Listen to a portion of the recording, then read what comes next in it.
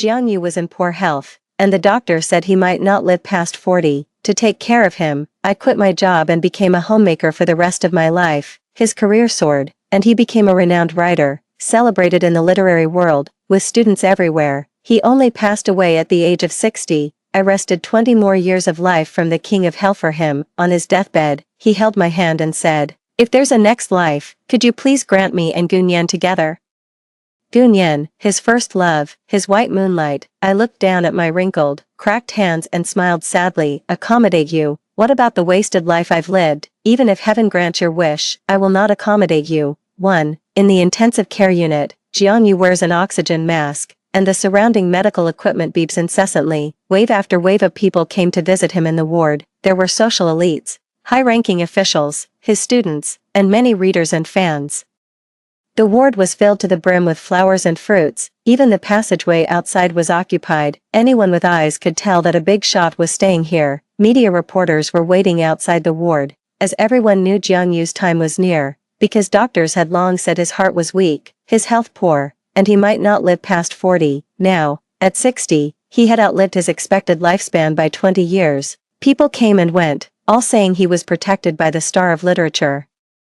"No one cares about me," his wife, sitting in the corner of the hospital room. "It was my decades-long meticulous care that earned him an extra 20 years from the grasp of the Grim Reaper. His heart is weak. He can't handle stress, extreme emotions, or cold winds. I took care of him personally, balancing meat and vegetables for every meal, adding clothes and hats in the cold, and wiping sweat and fanning him in the heat. Never slacking for a single day. He lived like an ethereal being, solely responsible for his brilliance. As for me, I was just an old hag, like his nanny. It wasn't until Jiang Yu was breathing his last, summoning me to deliver his final words, only then did everyone remember that the writer Jiang had a wife. My ordinariness also pricked their eyes, their gazes telling me, I am not worthy of Jiang Yu. He is so famous, and I am so ordinary. Pushing through the crowd, I reached Jiang Yu. He struggled to remove the oxygen mask, his eyes clouded as he looked at me. "Xiaoshu, I have never asked you for anything in my life. Could you promise me one thing?" I perked up, nodding to signal him to continue. "If there's a next life, could you make it possible for me and Gunyan to be together?" Gunyan, his first love, the white moonlight. My mind was struck like a thunderbolt, unable to believe it. No wonder everyone always said that despite Jiang Yu's happy family and successful career, there was always a subtle sadness in his works, a sense of longing and regret.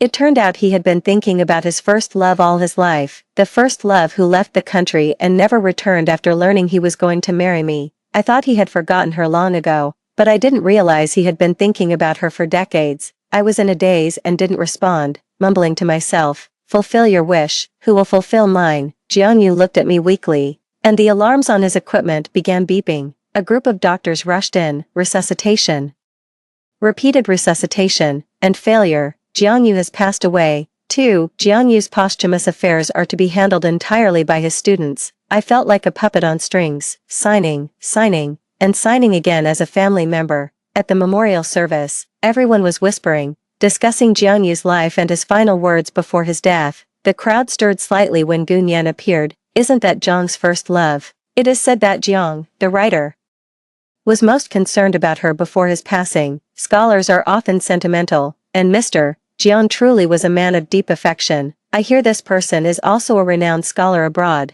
and they were a perfect match for Mr. Jiang. What a pity, what a pity. Jiang Yu's students surrounded her and led her to the front, as if Gunyan were Jiang Yu's rightful wife. The silent me stepped forward and stood in front of Gunyan. "The family speech should be mine." Jiang Yu's student stepped forward.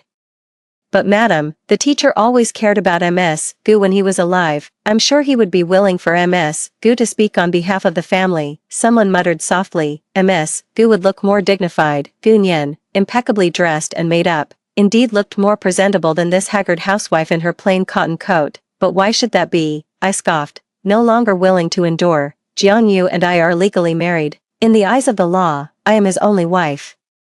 If you want to cling to feudal remnants, that's your business." Gunyan stepped forward, wiping away tears. "Xiaoshu, I know you're upset, but today is Jiang Yu's funeral. Can we let him pass peacefully?" "Sure, you can just leave." If it weren't for my care, Jiang Yu would have died 20 years ago. He never considered my feelings before he died, so why should I care about him now? Even if I cause a scene at the funeral, what difference would it make?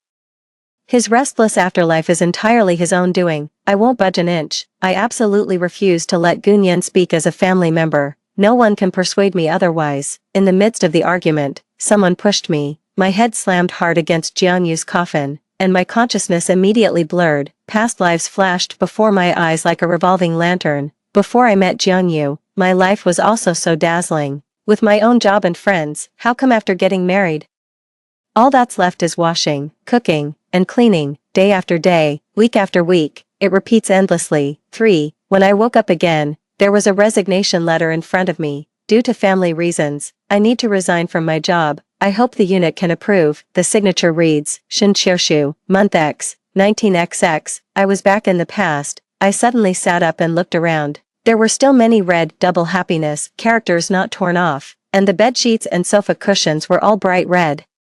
Was this the time shortly after Jianyu and I got married? Back when we got married, his new book had just been published and was selling extremely well. He fainted from overexcitement, which revealed his poor heart condition and likely shortened life expectancy, but the doctor said, with careful care and avoiding heart stimulation, he might live a few more years. He was a promising new writer, and everyone advised me to quit my job to take care of him at home. I also felt sorry for him.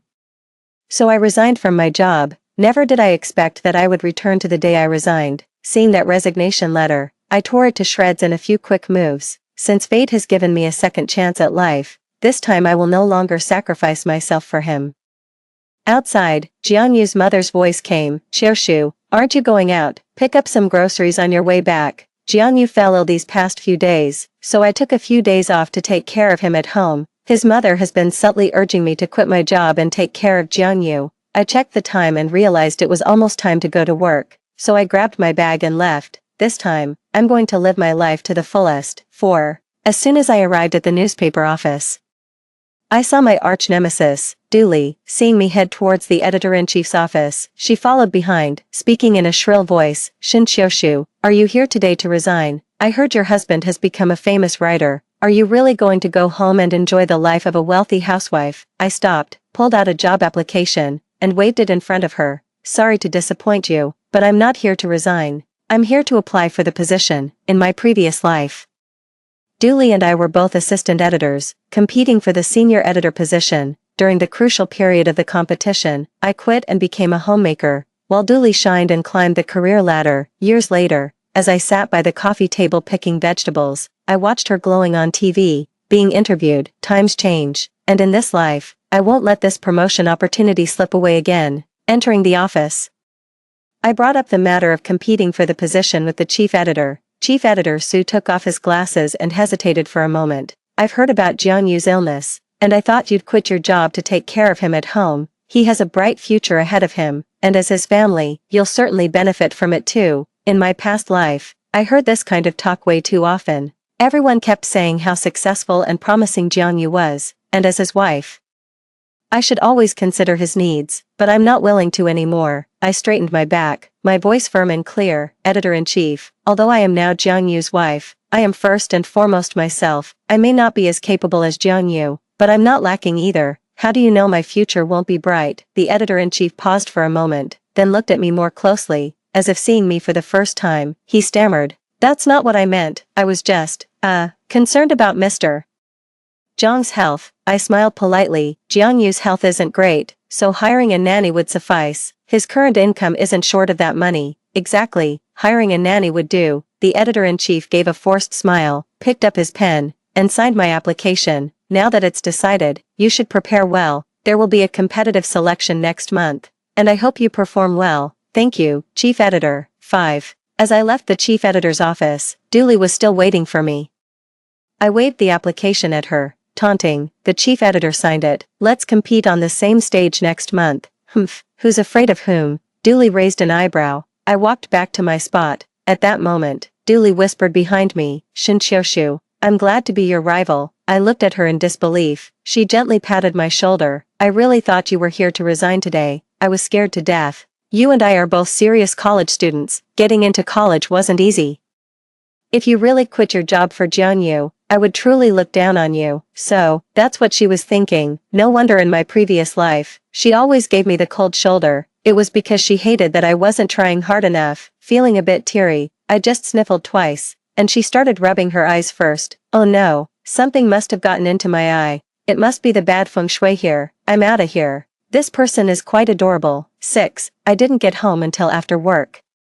The house was dark and cold. Jiangyu was resting in the room, and my mother-in-law was sitting on the sofa, eating melon seeds. Seeing me return, she asked irritably, "Do you need a whole day to quit your job? You didn't buy any groceries, didn't cook dinner. Do you expect me to wait on you?" I ignored her, put down my bag, changed my clothes, and prepared to go to the kitchen to make a bowl of noodles. My mother-in-law followed me and said, "Are you deaf? Can't you hear me talking to you?"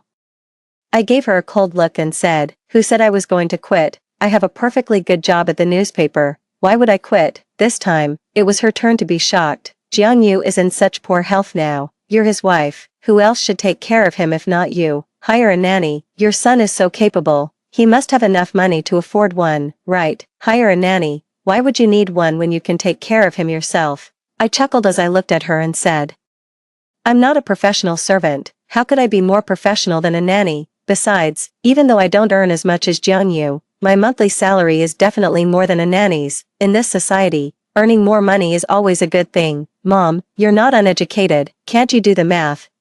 My mother-in-law couldn't argue with me, her chest heaving with anger, her finger pointing at me for what felt like an eternity. The noodles were ready, so I walked past her to the table, sat down, and started eating. Jiangyu heard us arguing and slowly came out of his room. His lips were purple, and he spoke in a weak voice. "Qiu Shu, what are you arguing with my mom about? She's my mom. Can't you show her some respect?" "We weren't arguing. Your mom asked me to quit my job to take care of you, but I don't think it's necessary. We can just hire a nanny since your mom is here too. 2 people should be more than enough to look after you." Jiangyu pressed his chest and said irritably, "I don't want a nanny. I'm not used to having strangers in the house." I put down my chopsticks and looked at Jiangyu. He's thin and quiet, and his face is still good-looking, but his heart is bad, too selfish, unaccustomed. Then you'll just have to get used to it. Anyway, I'm not quitting. We're all adults, independent individuals. I don't have to accommodate you. And I gave him another once-over. "You're just a bit frail. Not paralyzed or disabled, unable to move. Hiring a nanny would be overkill." "Shin Xiushu, you." Jiangyu was so angry he was gasping for breath. "Your words are so harsh." "Harsh words. At least my words are better than your actions." I slurped down my noodles and ran back to my room. 7. In the evening, my mom called me again. He started off with a barrage of accusations. "Jiangyu's mom told me. And I hear you're refusing to quit your job to take care of Jiangyu." I rubbed my forehead in annoyance. Jiangyu isn't paralyzed or disabled. Hiring a nanny to cook 3 meals a day for him isn't enough. My mom chimed in again. A nanny can't take care of him as well as a wife. And Jiangyu is going to be a great writer, a celebrity. Besides, how much money can you make at that job? Just quit already. Come back to take care of him, and keep an eye on him to make sure those little temptresses don't lure him away. I quickly interrupted her. It may not be much money, but it's my job. If you're so eager to take care of him, go ahead and do it. A son-in-law is half a son, so why don't you step up and be his mother? You'd definitely be more considerate than me. Shin Xiushu. It seems you're getting more and more out of line. My mom was about to continue her rant, so I just hung up the phone. Because Jiangyu is famous and makes good money, even my own mother is on his side. I unplugged the phone line and was about to head back inside when I saw Jiangyu standing eerily outside the room, staring at me. "Is it that you don't like me?" I raised my hand to silence him. "Don't you dare pin this on me. Your mom doesn't work, and you can afford a nanny, so why are you constantly picking on me? The way you act.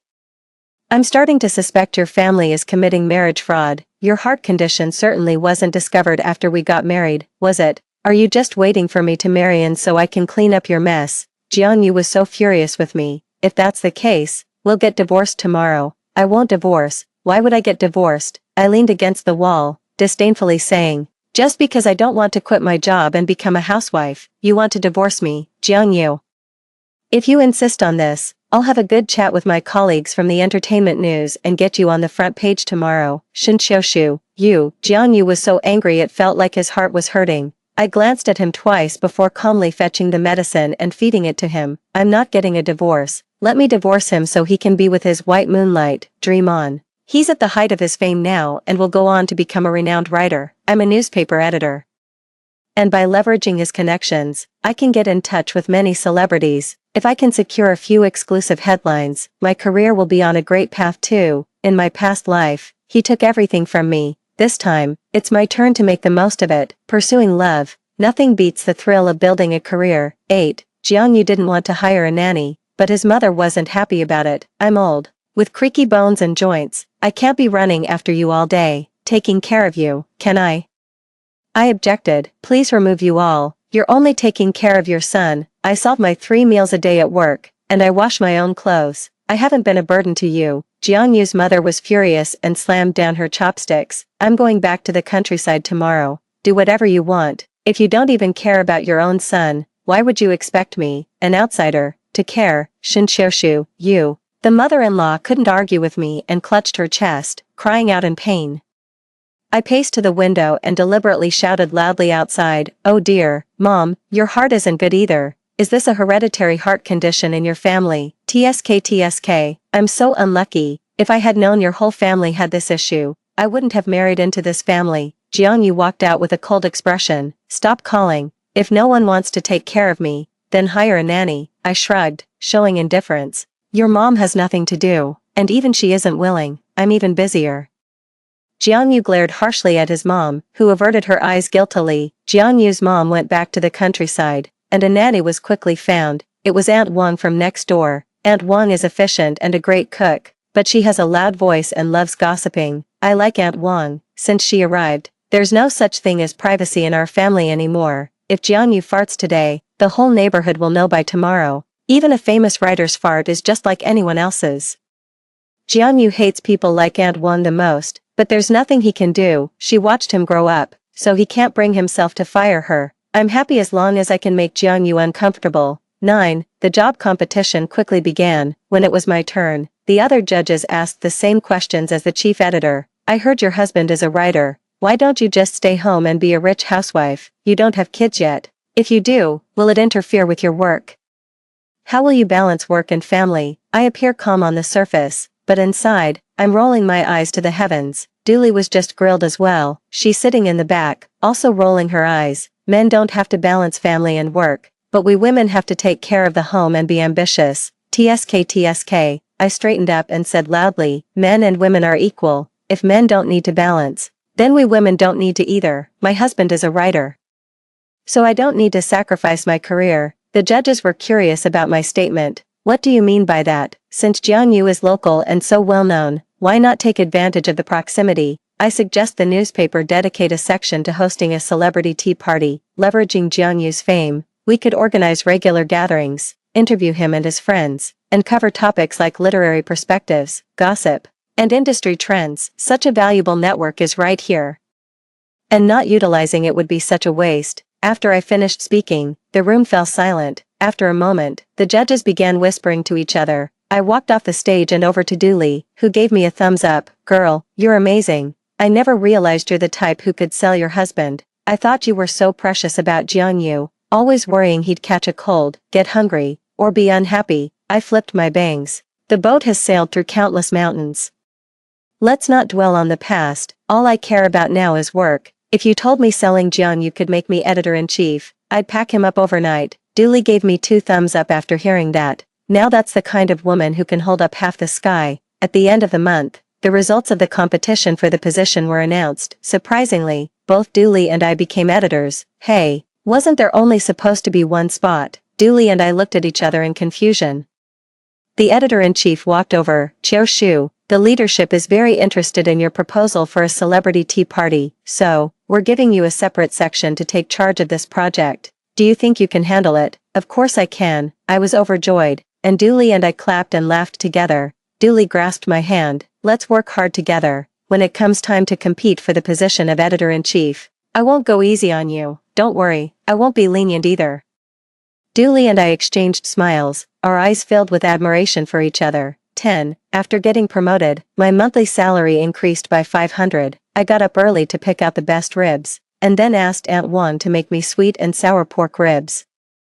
Auntie Wang was eager to give it a try. as she was most skilled at making these hearty braised dishes, since Jianyu couldn't eat heavily seasoned dishes, and had to stick to plain porridge and simple side dishes every day. It was driving Auntie Wang crazy. When I handed the spare ribs to Auntie Wang, her eyes lit up. These big ribs are really good. Today, let me show you my skills. Believe me, my sweet and sour ribs are absolutely amazing. After learning about my promotion and raise, Aunt Wang asked about my preferences and made 2 extra meat dishes for me. The table was filled with perfectly cooked meat, truly hitting the spot. Jianyu, however, looked unhappy. Aunt Wang, I can't eat this, it's too oily. Auntie Wang brought out a plate of stir-fried cabbage. I know you can't eat much, so I specially made you a plate of cabbage. Then she went on nagging, Xiao Jiang, it's not that Auntie is scolding you, but your body is like this because of your diet. Every day it's just green vegetables and plain porridge, not a single bit of meat. How can your body be healthy? Which man doesn't eat meat every meal? Look at Qiu Shu, his body is better than yours. People still need to eat more meat. Jianyu's face turned pale from the scolding, and he slammed his chopsticks down. I paid you to come here, so I tell you what to cook. You cook it. Wang Yi's temper flared up. You paid. How much have you actually paid? Let me tell you. If it weren't for Qiu Shu keeping me here, I would have quit ages ago. And you call yourself a great writer. Every day, you're pinching pennies, counting every few cents with me. Being your nanny isn't worth the exhaustion, just like in my previous life. Although Jianyu made a lot of money and also gave me a living allowance, he was extremely stingy. Every penny I handle must be accounted for, with receipts, and reimbursed based on actual expenses, even for buying groceries. Every day I have to keep track of how many pounds and how much it costs, down to the cents. The ledger is kept in the drawer of the living room. He says money is meant to be spent, but secretly, he checks the accounts to make sure I'm not cheating him out of his money. Now, he treats Aunt Wang the same way. 11. Aunt Wang was unhappy and offended, so she didn't come the next day. I wasn't willing to take care of Jianyu either. After eating instant noodles for 2 days, he couldn't stand it and went to the labor market to find a nanny. Unfortunately, Aunt Wang, the big mouth, had already spread the news about his stinginess far and wide. Buying groceries requires you to pay out of pocket first and then get reimbursed, down to the penny. The floor must be scrubbed on your knees, inch by inch, with no dust allowed in the corners, and every half month, all the books in the house need to be aired out. He's a modern-day Zhou Boppy. No one wants to work as a nanny in our house. Even if someone does come, they leave after just 2 days. Jianyu called his mom, who said she had twisted her back and couldn't come. Jianyu angrily slammed down the phone. I sat on the sofa, leisurely eating fruit. He turned back to me, grumbling, Shin Qiushu, you're my wife. Do you really expect me to starve? I was speechless. You have hands and feet. Why don't you cook for yourself if you're hungry? Jianyu was furious. I'm a writer. My hands are meant for writing, not for dealing with and doing these menial chores. I rolled my eyes and mimicked him. So what should we do? I'm an editor, a wordsmith. I can't be doing these menial chores either. Can I? Jianyu, our esteemed writer. From now on, every morning when you wake up, open the window, stick your head out, and take a few deep breaths of the northwest wind. That should keep you full. Since you're practically a celestial being who can survive on wind and do alone, Shin Qiushu, Jianyu had lost all composure, so angry he wanted to hit someone, his hand already raised. I leaned my face closer and said, hit me, right here. If you land that slap today, tomorrow I'll make sure you're on the front page of the newspaper. Renowned writer commits domestic violence. Jianyu's hand hung high in the air, then reluctantly dropped down. The room remained eerily quiet for a while. I finished my fruit, wiped my hands, and glanced at him. I can handle hiring a nanny, but you have to agree to one thing. Jianyu retorted, why should I agree to anything for you? Because you want to become more famous. I told him about my idea of hosting a celebrity tea party. I knew he wouldn't refuse. The reason he broke up with Gun Yen was that Gun Yen's parents didn't approve of him. No stable job, no source of income, and no social status. Although he has gained some recognition for his writing, it's far from enough to impress Gun Yen's parents. Jianyu, you seek fame, and I pursue profit. I extended my hand. If we can't be good spouses, can we at least be partners? Jianyu's expression changed repeatedly, his eyes darting around, and finally, he huffed and swatted my hand away. I agree to the partnership, but it's settled. You'll be responsible for my 3 meals a day and daily life. I nodded, no problem. 12.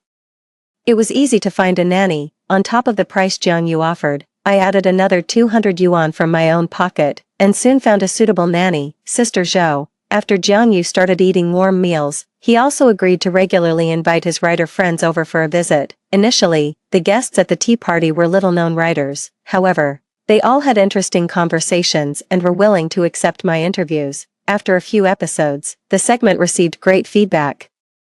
The editor-in-chief also praised my choice of topics and encouraged me to continue. The reputation of the Jiang Yu celebrity tea gathering has gradually spread, attracting more big names eager to join. Jiang Yu's vanity has been greatly satisfied. My work reports are also looking better and better. The editor-in-chief approached me, offering a month-long training session abroad, with plans to nominate me for excellence by the end of the year, and considering a promotion for me by next spring. When I got home in the evening, I told Jiang Yu that I would be traveling for a month and couldn't do the interview for now. Jiang Yu's reaction was very indifferent. Then we'll pause for a while. I don't mind. This attitude made me sense something unusual. I remember him mentioning that the next issue might feature foreign scholars, which should be very beneficial for his publicity in an international context. I quietly approached Sister Zhou and asked her to keep an eye out for any strangers coming to my house while I was away on a business trip. 13. My 1-month business trip was extended to a month and a half. When I returned home, only Sister Zhou was there. Jiang Yu was not. Sister Zhou's eyes lit up with curiosity when she saw me back. Xiao, let me tell you, something's up with Mr. Jiang. As expected, while I was away on business, Jiang Yu had met someone at home. It wasn't even an outsider, it was Gun Yan. So the foreign scholar Jiang Yu mentioned, Gun Yan was among the group. Sparks flew, and Sister Zhou mentioned that the two of them stayed in the study all day long, and Jiang Yu even gave Sister Zhou an extended leave. Mr. Jiang said he would still pay me, and told me not to tell you. But I think he's being unfair. Sister Zhou was indignant. I'm a woman too.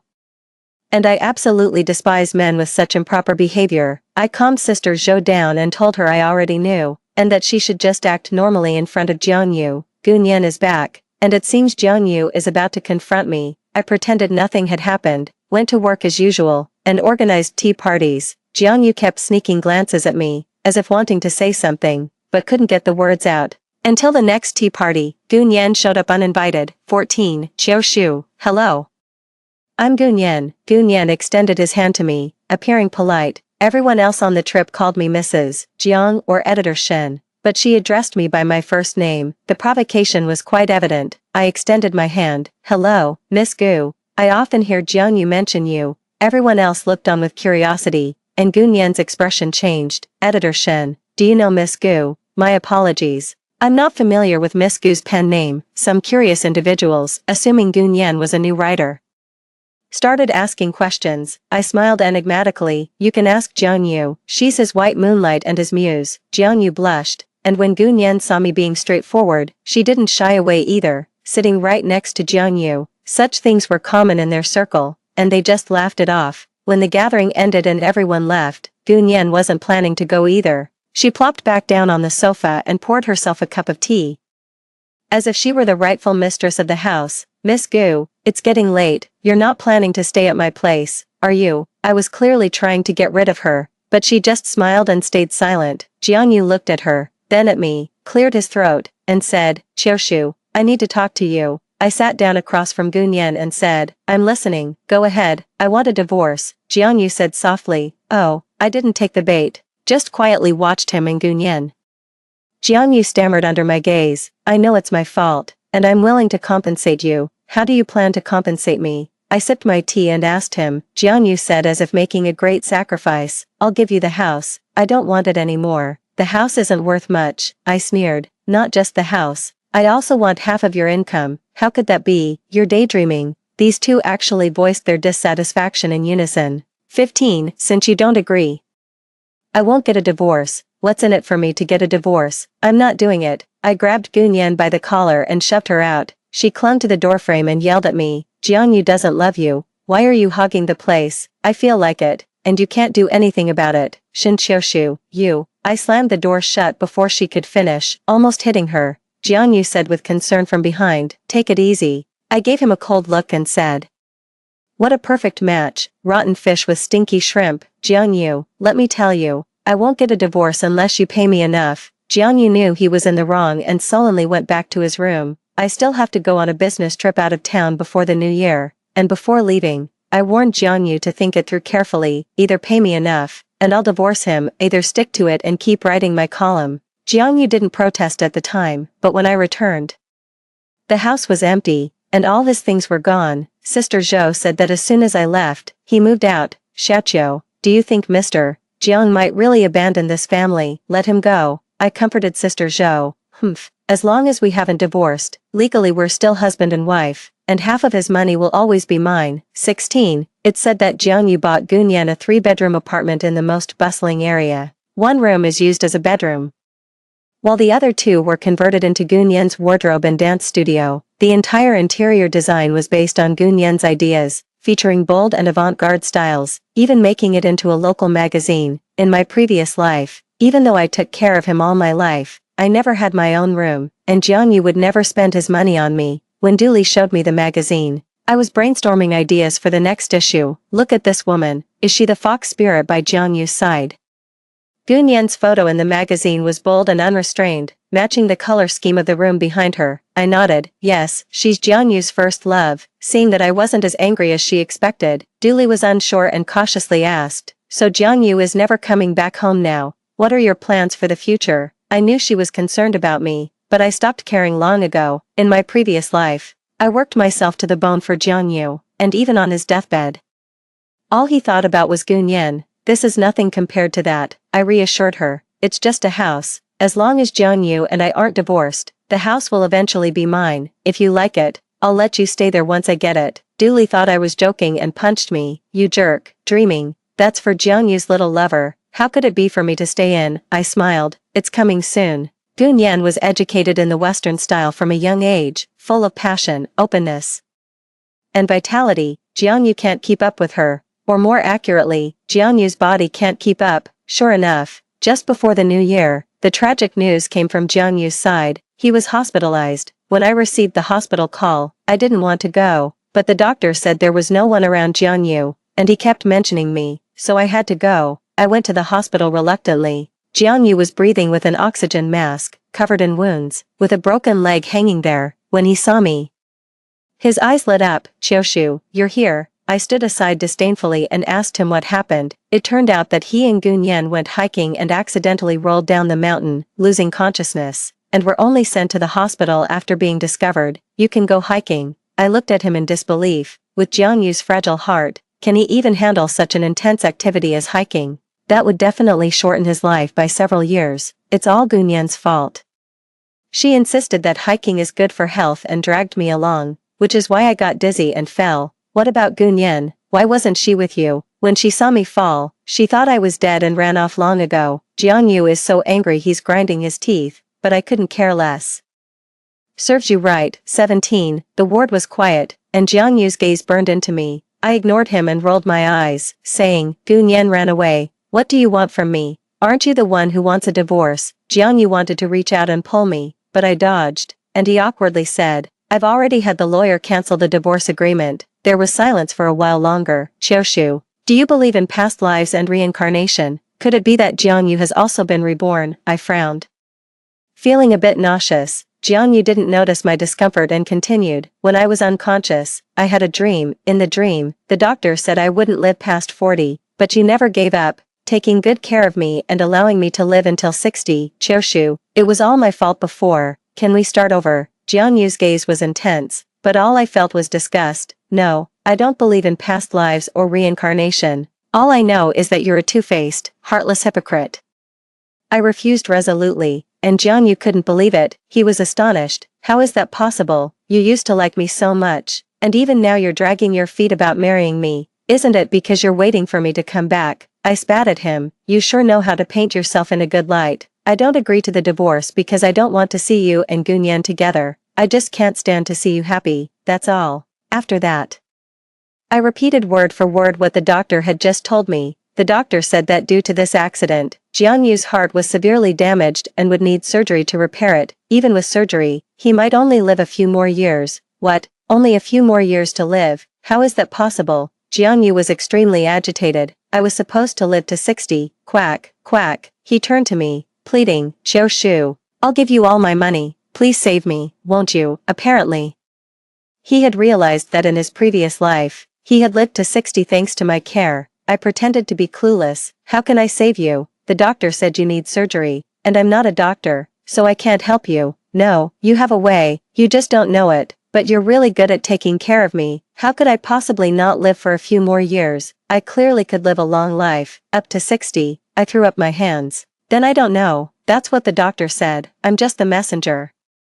Whether or not to have the surgery is your decision. What should I do? Jianyu lay on the bed, weakly staring at the ceiling. 18. Jianyu chose not to have the surgery and left the hospital in a wheelchair. I don't believe this quack. I'm a lucky person, and heaven will bless me to live until I'm 60. I followed behind, not even wanting to acknowledge him. In my previous life, he lived to 60 thanks to my 10 years of meticulous care. I was the one who blessed him. Jianyu also didn't choose to go home. He hired someone to push him away, saying he was going somewhere. I was too curious and sneaked after him. It turned out he went to find Gunyan. The two had a fierce argument. Gunyan knelt on the ground crying bitterly, and Jianyu actually slapped her. I watched from a distance, thinking Jianyu had gone mad. He actually hit Gunyan. Over there, Gunyan took a slap and stopped pretending. She quickly stood up and slapped Jianyu back. You sickly wretch.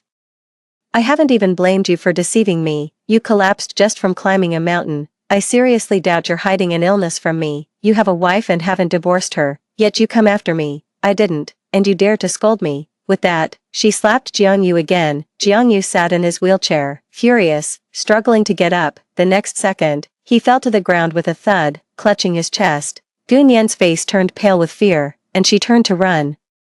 With the men Jianyu hired chasing after her, trying to stop her. He's killed someone. He's killed someone. I slowly walked up to Jianyu, who was clutching his chest in pain. Seeing it was me, he raised his hand, pleading for me to save him. I gripped his hand and whispered into his ear, in your previous life, didn't you beg me to let you and Gunyan be together when you died? This time, I didn't stop you, so why didn't you live well? Jianyu's eyes widened in shock as he stared at me. Shun Qiushu, you actually, but he couldn't speak anymore. His lips had turned completely purple, and his eyes were fixed on me. Soon, the police car arrived, followed by the ambulance. When Gunyan was handcuffed and put into the police car, she saw me, her eyes were bloodshot, and she glared at me fiercely, just like Jianyu. I smiled at her, pointed my finger in Jianyu's direction, and made a sleeping gesture. This time, I didn't stop you from being together, so how is that not a blessing? 19. Jianyu passed away without receiving medical treatment. He died before reaching the hospital. As for his so-called white moonlight, she was imprisoned for intentional injury. Jianyu's mother is relentless, threatening that as soon as she is released, she will make her life miserable. With such a big cash cow like Jianyu gone, how could his mother not be furious? As Jianyu's legal wife, it was only natural for me to inherit his estate. I also reclaimed Gunyan's house. And I asked Dooley if she wanted to live there, for free. Rich lady, I love you to death. She was over the moon, had all the furniture replaced, and moved in with great fanfare. With the title of Jianyu's widow, I organized several memorial events, sold a lot of books, and also cashed in on Jianyu's legacy. In a couple of years, I plan to write a book like Memoirs of My Deceased Husband, My Past with Jianyu, or Jianyu's Drawing Room. To exploit him again and vent some of my past grievances. Story 2. For 3 years of our marriage, he has always hated me. When I was kidnapped, I asked him for help, but all I got was a cold refusal. She's just a substitute, you can do whatever you want with her. His white moonlight also chimed in with a smile. If it wasn't for her forcing me into marriage, we would have been together long ago. Let her suffer. It can be the price for what she did wrong. That night, I was tortured until I had a mental breakdown and accidentally fell from the rooftop. When I opened my eyes again, I was back on the eve of getting our marriage certificate. At that time, he received an invitation text from his white moonlight and flew from Shanghai to Beijing overnight. As soon as he left, I immediately bought a plane ticket and followed him. My friend asked, "Are you going to Beijing to catch him cheating?" "No." I shook my head and gave a faint smile under her surprised gaze. "I'm going back to Hong Kong City." This time, he went north to be with his beauty. I went south to pursue my dream. 1. The last scene of my previous life. I dragged my broken and stinking body and stumbled as I fell from the rooftop. My rib pierced my lung, and blood gushed out of my nose, forming a gaudy red flower on the ground. The intense pain of falling from the building hadn't dissipated. Time and space turned. When I opened my eyes again, what greeted me was a bathroom filled with steam. Several reckless young masters from the Shanghai circle surrounded me, speaking in a lewd tone. Sister, if there's no mirror at home, there's always urine, right? Look at your shabby appearance. Do you think you're worthy of being Brother G's fiancé? You're daydreaming, come on, let us help you come to your senses. The leader sneered and pointed the shower head at my face. The water at 0 degrees flowed down my hair, making me shiver. In my blurry vision, CG, who looked a few years younger, leaned against the door with a cigarette in his mouth. The lighter twirled between his fingers. With a whoosh, the flame ignited. Sure Yuan, he called my name, with a gentle brow, but the words he said were like the unmelting ice in spring. Since you came here on your own initiative, I might as well make things clear. The marriage contract arranged by the elders doesn't count, do you understand? He tore the gilded marriage certificate that I had carefully treasured for years into pieces. The fluttering pieces of paper fell, like an endless snowfall. I pressed my lips together and remained silent. My gaze went past him and landed on the opened bottle of whiskey on the table. Only then did I belatedly realize. This wasn't the bloody death scene after I was kidnapped and humiliated. Instead, it was 3 years ago, on the eve of getting married to CG. 2. The thin rice paper folded into a frame-by-frame picture. It pulled me into distant yet clear memories like a revolving lantern. It's ridiculous to say, this torn marriage certificate was signed by me when CG accompanied his grandfather to Hong Kong for medical treatment, after hearing that my little uncle had excellent medical skills. He moved next door to my house and coaxed me to sign and seal it. At first, no one was optimistic about this relationship. The Sher family has been practicing medicine for generations and stays away from the Vanity Fair. The Si family, on the other hand, is a powerful presence in the business world of Shanghai. The gap in our family backgrounds was too great. Grandpa Si thought it was just the young man's infatuation in adolescence and didn't take it seriously, but CG was so earnest. He pleaded with the elders of both families to agree. He knelt on the ground, swearing an oath to treat me well for a lifetime. I was moved by this sincere affection and firmly held his hand, standing firmly by his side. The tug-of-war lasted for half a year. Grandpa Si had no choice but to relent and agree to the marriage contract. We had a short but happy time together. Yuan, I like you. I like you so much that I want to marry you and spend my whole life with you. The young man stared at me, his eyes shining brightly. He seriously framed the rice paper and wrote our names stroke by stroke with gilded ink. Later, when Grandpa Si recovered from his illness, he prepared to return to Shanghai. Before leaving, CG hugged me tightly, almost crushing me into his bones. Wait for me, I'll come and pick you up. But unfortunately, he broke his promise. From the age of 17 to 27, we had a long-distance relationship for 10 years. When I came to Shanghai full of anticipation to make CG fulfill his promise, all he gave me was a sentence: the marriage contract arranged by the elders doesn't count. I sat in the dimly lit stairwell and shed tears. I couldn't figure out what went wrong. Even if we really wanted to break up, there should be a reason. When everyone in the room left, I pushed open the half-closed door again, but I was hugged by a drunken man. He pressed me against the window. Yuan, you're back. His hot breath landed on the side of my neck. Before I could speak, my lips were sealed with an affectionate kiss. 3. The next morning, the doorbell rang. I rubbed my sore waist and opened the door. I thought it was the maid, but it was actually Grandpa Si who came to visit his grandson. We were caught in the act. Even though CG was reluctant, he married me as a matter of course. On the wedding day, during the toast ceremony, there was a girl who looked 7 or 8 points like me sitting in the audience, with red eyes, raising her glass to offer congratulations. Congratulations, I wish you a happy marriage and a long life together. CG didn't respond. His hand hanging by his side was clenched so tightly that the veins stood out, and his knuckles turned white. After a while, he snatched the wine glass and drank it all in one gulp from the place where she had drunk. His tone was difficult. Thank you, Ji Yuan. At that moment, I suddenly realized, it turned out that on that night, the Yuan he called was Qin Zi Yuan's Yuan, and I was just a substitute for the white moonlight he had been longing for. Before his beloved returned to the country, he had wanted to break up with me, but he mistook me for her when he was drunk. It caused a lifelong regret, so for the 3 years of our marriage, CG had always hated me. It could even be said that he loathed me. He never looked at me directly. Even a casual physical contact would make him pull away as if he had been electrocuted. He treated me like something dirty. On our anniversary, I was kidnapped by his business rival, who forced him to give up a piece of land in Pudong worth billions. In the abandoned factory, I trembled and asked him for help on the phone. all I got was a cold refusal. Where does President Chin get the confidence to think she's worth so much? She's just a substitute, you can do whatever you want with her. Even if you break her, I won't feel the slightest bit of pity. Qin Ziyuan also smiled and echoed, she deserves it. If it wasn't for her forcing him into marriage, we would have been together long ago. Let her suffer. It can be the price for what she did wrong. The call was abruptly hung up. The kidnappers looked at me even more furiously. What followed was a night of humiliation and torture, until the first light of dawn. I curled up in the corner, naked, like a broken doll.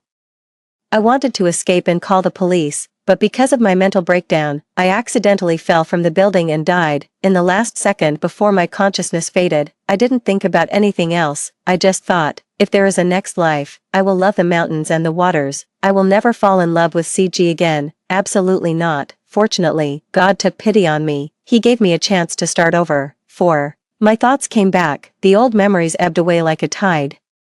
The grievances and heartaches that had been pent up for a long time in my previous life still lingered. I bit my lip, unable to hold back, and a stream of hot tears fell. Damn it, seriously, you're crying. You really love Brother G, don't you? You're such a pathetic little dog who licks others.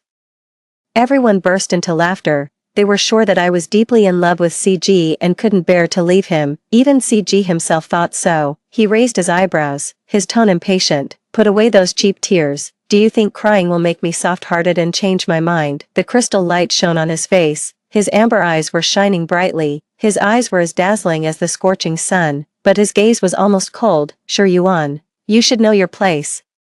There's a huge gap between us. I condescended to play with you for a few years. It's already your fortune. Be sensible and stop pestering me. We're even. I wiped away my tears and said the first sentence after being reborn. You can call off the engagement. But, CG's expression froze. He seemed to have never expected that I would agree so calmly. In his stunned moment, I picked up the bottle of whiskey on the table and unscrewed the cap as quickly as possible.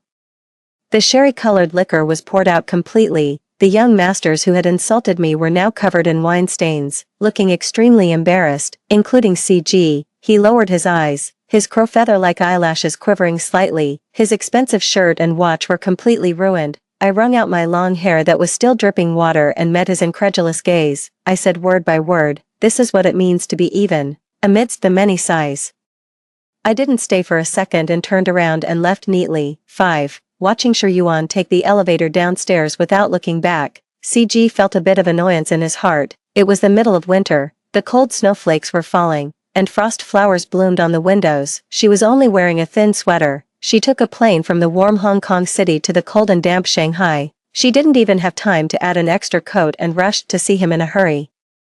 But she was humiliated in public and the engagement was called off. Based on his understanding of Yuan, she should have been so sad that her eyes were red from crying. At the very least, she should have sobbed and tried to persuade him to stay. Why did she agree so calmly and leave so resolutely? It wasn't just CG who was confused. Those friends also couldn't figure it out. Didn't Brother G say that his fiancée has a gentle personality and loves him with her life? She doesn't seem like that. The way she threw the wine just now shocked me. If Sister Ziyuan is a pure and flawless magnolia, then this substitute is an iris with its roots soaked in poison. Although she's dangerous, she has a unique charm. CG's hand that was taking off his watch paused, and he raised his eyes to look at them. He smiled faintly. What? Are you interested in her? His casual tone carried a strong sense of oppression. Everyone present didn't dare to breathe loudly and quickly waved their hands to deny it. We don't have the guts to touch what belongs to you, Brother G. He put away his smile and gave the order to leave. Get out. A counterfeit that could only provide some comfort wasn't worthy of being compared to his Ji Yuan, but he didn't know why. When someone showed interest in Yuan, he actually felt unhappy, very unhappy. This inexplicable emotion dissipated instantly when he received an invitation text from Qin Ziyuan. I'm holding a violin concert in Beijing at 8 o'clock tonight. Are you free to come and support me? I've reserved a VIP ticket in the central position for you. CG's brows relaxed, and he replied eagerly, okay. He changed into a clean and neatly tailored dark gray suit and prepared to fly from Shanghai to Beijing overnight. Before leaving, out of the corner of his eye, he saw a blue sapphire brooch with a smooth luster. It was the return gift that Yuan gave him during the engagement. It was also the last heirloom left by her mother. She told me to give it to the person I would spend the rest of my life with. I thought, you were that person. The girl's red ears and shy confession were still vivid in his mind. The corners of CG's lips curled up involuntarily. Yes, she loved him so much. How could she be willing to let go? She was probably pretending to be free and easy and agreed to call off the engagement out of anger. When she calmed down, she would surely regret it. He was sure that within 10 days, Shi Yuan would come to his door again, tearfully begging for reconciliation. At that time, if he was in a good mood, he might consider keeping her in Hong Kong City as a canary that couldn't see the light, one in the north and one in the south, not interfering with each other. 6. The snow was falling heavier and heavier.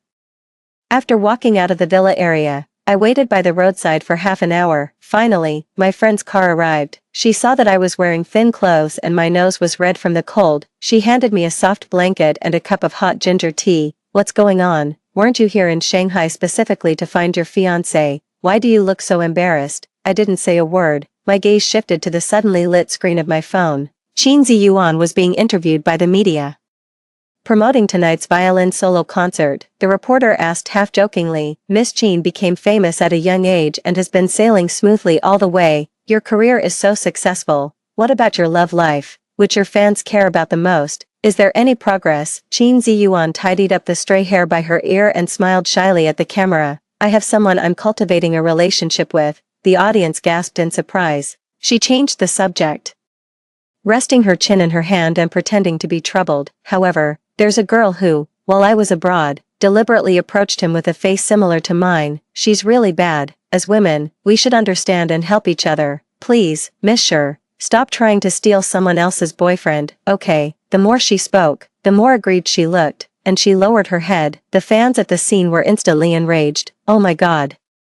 Who on earth is the shameless mistress who's bullying our Yuan? It's really disgusting. In the era of social media, information is open and transparent. In less than 10 minutes, my personal information was exposed, and my private photos were everywhere. Look, it's her, Shi Yuan, the attending physician at Hong'an Hospital in Hong Kong. Ordinary people should just be honest and work as wage slaves. Don't be delusional. The male lead status is noble.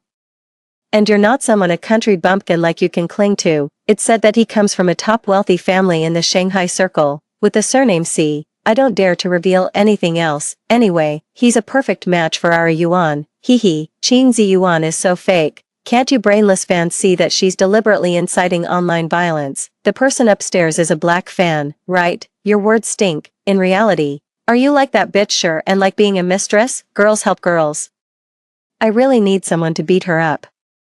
It's better to revoke her medical license. My social media accounts were quickly flooded with unbearable private messages of abuse. My friend browsed the comment section with a frown. She was my close deskmate in high school and knew how much CG had done to get engaged to me when he was 17. She had seen the marriage certificate that the young man had written with his own hands, so she didn't believe Qin Ziyuan's words at all. This woman is crazy. Doesn't she know that CG took the initiative to pursue you and propose to you? Qin Ziyuan certainly knew. In my previous life, I had told her the whole story, but she just wouldn't believe it. She repeatedly provoked and framed me, getting me expelled from the medical field. When questioned, she was unapologetic. You stole a G who should have been mine. I destroyed the dream you had been pursuing for years. It's fair, isn't it? I was so angry that I wanted to slap her. CG stopped me.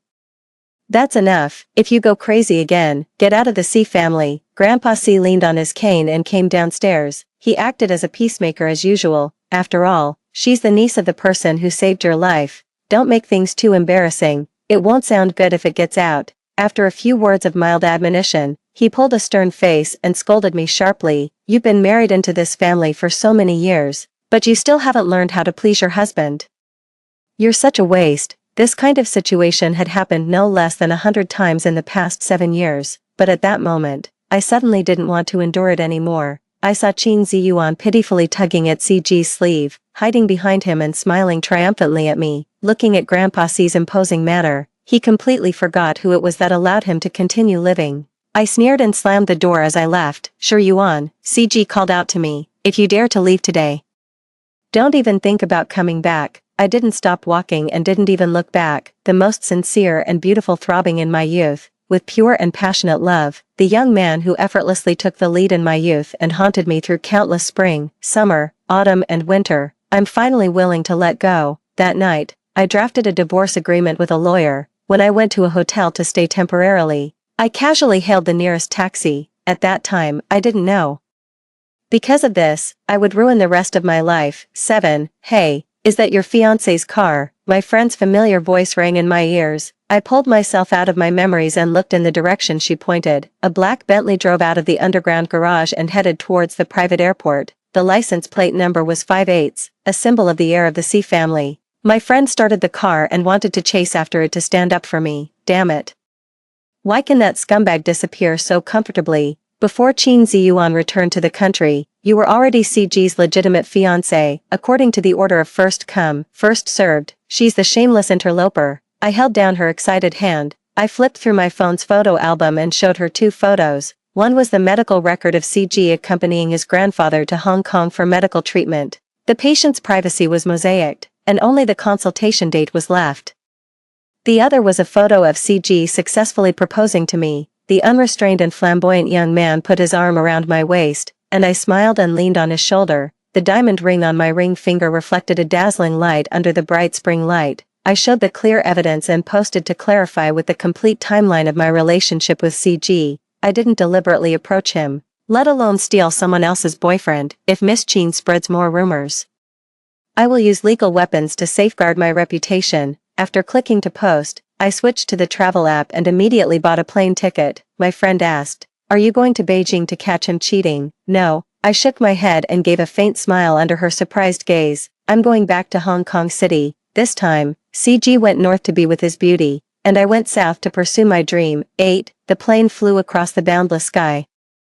It had been 3 hours since I landed in Hong Kong City. The topic of the famous violinist distorting the truth and smearing an ordinary person topped the inland entertainment list. The comment section was abuzz with discussion. Damn, the reversal came so quickly. I felt sorry for Qin Ziyuan just now. I didn't expect her to be lying. Does she think of us netizens as fools? I said she deliberately incited online violence before, and her followers attacked me. Now I want to ask.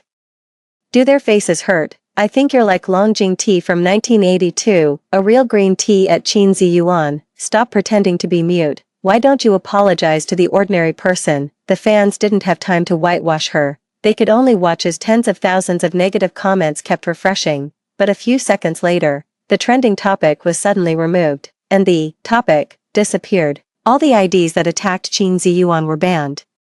A large number of paid trolls also joined in to guide the public opinion. As we all know, photos can be photoshopped. If you don't believe it, I can show you my wedding photo with Ping Yuyan. Wow, it looks so realistic. Could it be that the bitch sure also used high tech? I'm a photographer. I deal with countless photos every day. I can swear on my chest that there are traces of artificial synthesis. Great. With the identification of a professional, Maya Yuan has finally cleared her name. My nails dug into my palm. I stared at the comment section and smiled sarcastically. At the same time, an unfamiliar phone call came in. It was CG's secretary, Mr. C asked me to convey that if you don't want Dr. Zhou in Hong Kong City to encounter a car accident for no reason or be stabbed by an extreme patient when he makes a house call tomorrow, please delete the Weibo immediately and keep silent. I'm sure Mr. will obediently listen, after all. He's the only family member you have in this world. I held my breath, my back stiffened against the wall. It was as if there was a hand in my chest, clutching my heart and stirring it with all its might. To help Qin Ziyuan regain her good reputation, he didn't hesitate to use the person I cared about the most as a bargaining chip to threaten me into compromising. CG, you're really despicable. 9. The air was silent for a long time. I held back my anger and agreed to delete the post and cancel my account. After the other side was satisfied, I threw the phone that had been burning in my palm at the lamppost with great force. My emotions were on the verge of losing control. The uncontrollable resentment and unwillingness gushed out like a volcano in an instant. It almost made me lose my mind. Asshole. Go to hell. I searched for words in my mind and cursed CG with the most vicious words, until the cheerful alarm rang. The note showed that it was time to send supper to Zhou Ziyu. He was busy with surgeries and often didn't have time to eat, and he had a stomachache from time to time. I composed myself, stood up, and went to the opposite alley to buy a steaming bowl of wonton noodles. Then I ran all the way to Hong'an Hospital and knocked on the door of the doctor's office. It was the night shift. My colleague, who was buried in writing medical records, looked up. When he saw it was me, he called out to the corner of the last row, "Dr. Zhou, your little niece is here on time again." The man who was named had been staring at the iris by the windowsill in a trance. When he heard this, he suddenly turned around and looked at me. The fireworks on the other side of Victoria Harbour shone on his deep and bright eyes behind the gold-rimmed glasses. He was like the cold moon in the night sky, making people not dare to have any delusions. My thoughts were in a daze for a moment. I remembered the last video call in my previous life. He was saving lives in South Sudan, a barren land ravaged by malaria and war. I stared at his arm, which was injured by a stray bullet and wrapped in a white bandage soaked in blood. I felt so heartbroken that I shed tears. He was in so much pain, but he kept comforting me. Yuan, don't cry, little uncle is fine. How are you doing in the C family? I couldn't say I was doing badly. I was afraid he would worry, and I was also afraid he would be sad, so I lied to him. I wonder how he felt when he came back from the medical team in Africa, after hearing about my death and reading the detailed report of the kidnapping case, and learning that CG had refused to save me. What are you here for? Zhou Ziyu broke the silence first and pulled my thoughts back. Aren't you supposed to hate little uncle? He didn't look at me and stared ahead, but the end of his voice was trembling. I suddenly remembered that at this time in my previous life, I was just arguing with Zhou Ziyu. He had always disliked CG. He reluctantly agreed to the engagement because of my repeated pleadings. When I told my friend that I hadn't seen CG for a long time during the long-distance relationship and wanted to take a long leave to go to Shanghai to see him, Zhou Ziyu stopped me. He asked, Yuan, do you like him that much? Relying on his love for me, I blurted out, otherwise, little uncle has stopped me from meeting my fiancé several times. Could it be that you have a crush on me and want to play the role of raising me? Unfortunately, I don't like old men like you. His face darkened, and he seemed very angry, but even when he was angry, he didn't say anything hurtful to me. He even stewed my favorite fish soup and patiently coaxed me to eat. But I had already climbed out of the window, run away from home, and boarded the flight to Shanghai. I only left a note, I hate you. Thinking of this, I embarrassedly supported my forehead and smiled bitterly. I was wrong, little uncle. I apologized smoothly, but it was obvious that the person in front of me didn't want to accept it. Zhou Ziyu picked up the stethoscope on the table, walked past me expressionlessly, and uttered two words with his thin lips, excuse me. The evening wind blew in through the window crack and lifted the hem of his white coat. The strong smell of disinfectant in the air was mixed with the faint fragrance of cedar. I felt a moment of loss and wanted to catch up with him quickly, but the bag of wonton noodles in my hand suddenly burst. The steaming soup spilled down. Hiss. Zhou Ziyu, who had just stepped out of the office, heard my unbearable hiss and immediately stopped. He picked me up around the waist and placed me on the empty examination bed. He rummaged through the cabinets to find the burn ointment and helped me apply the medicine. The noodles spilled. I'll go and buy another portion. Don't ignore me, okay? I hung my head and apologized seriously again. The hand that Zhou Ziyu held my ankle with paused, and the slightly thick calluses on his palm made me feel itchy. His fingertips landed on the crimson spot on my pale skin. He gently rubbed and turned it. His eyelashes trembled slightly. After a short silence, he sighed resignedly, Yuan, you know very well that I could never really be angry with you. Don't say that you hate me again. I will also be sad. The man's voice was as low and magnetic as ever, but it made my heart tremble. 10. Perhaps too many things happened today. On the way back home that Zhou Ziyu drove, I sat in the passenger seat and watched the flashing neon lights reflect the edge of the halo on the car window. In a daze, I actually dreamed of scattered fragments of my previous life. It was the 7th day after my death. Zhou Ziyu received a call from the police and returned to the country to deal with my aftermath. When choosing a cemetery for me, not far away, CG and Qin Ziyuan were holding a grand wedding of the century with white doves flying around the church. He held my urn and gave some instructions to the people in the cemetery. Then he left calmly. At night, the bride and groom, who should have been having sex in the bridal chamber, were injected with sedatives and thrown onto the cruise ship. On the deck, there were the bodies of President Chen and the two kidnappers. Qin Ziyuan was pregnant, leaning against CG's arms. She protected her bulging belly and pleaded weakly, please, don't hurt me. Sure, Yuan's death really has nothing to do with me. It's just that she had bad luck. Zhou Ziyu smiled. Without saying a word of nonsense, he slit her throat with a knife. Didn't you say that Maya Yuan deserved to die? The blood splattered on his clear jaw, and there was a captivating charm in the dark night, accompanied by CG's angry and shocked roar. He raised the knife and brought it down again. A sharp pain welled up from my chest to my head. CG curled up in pain, breathing heavily, and said intermittently, I don't hate a Yuan, on the contrary, I love her very much, when she asked me for help. I was angry that she left without a second thought and even sent a divorce agreement through a lawyer. That's why I spoke harshly to her. But as soon as I hung up the phone, I regretted it. I even gave up the piece of land in Pudong privately. I didn't expect that she would die. Zhou Ziyu listened expressionlessly, and the hand holding the knife pressed down continuously. The sharp tip of the knife pierced the heart of the culprit, and there was no chance of survival.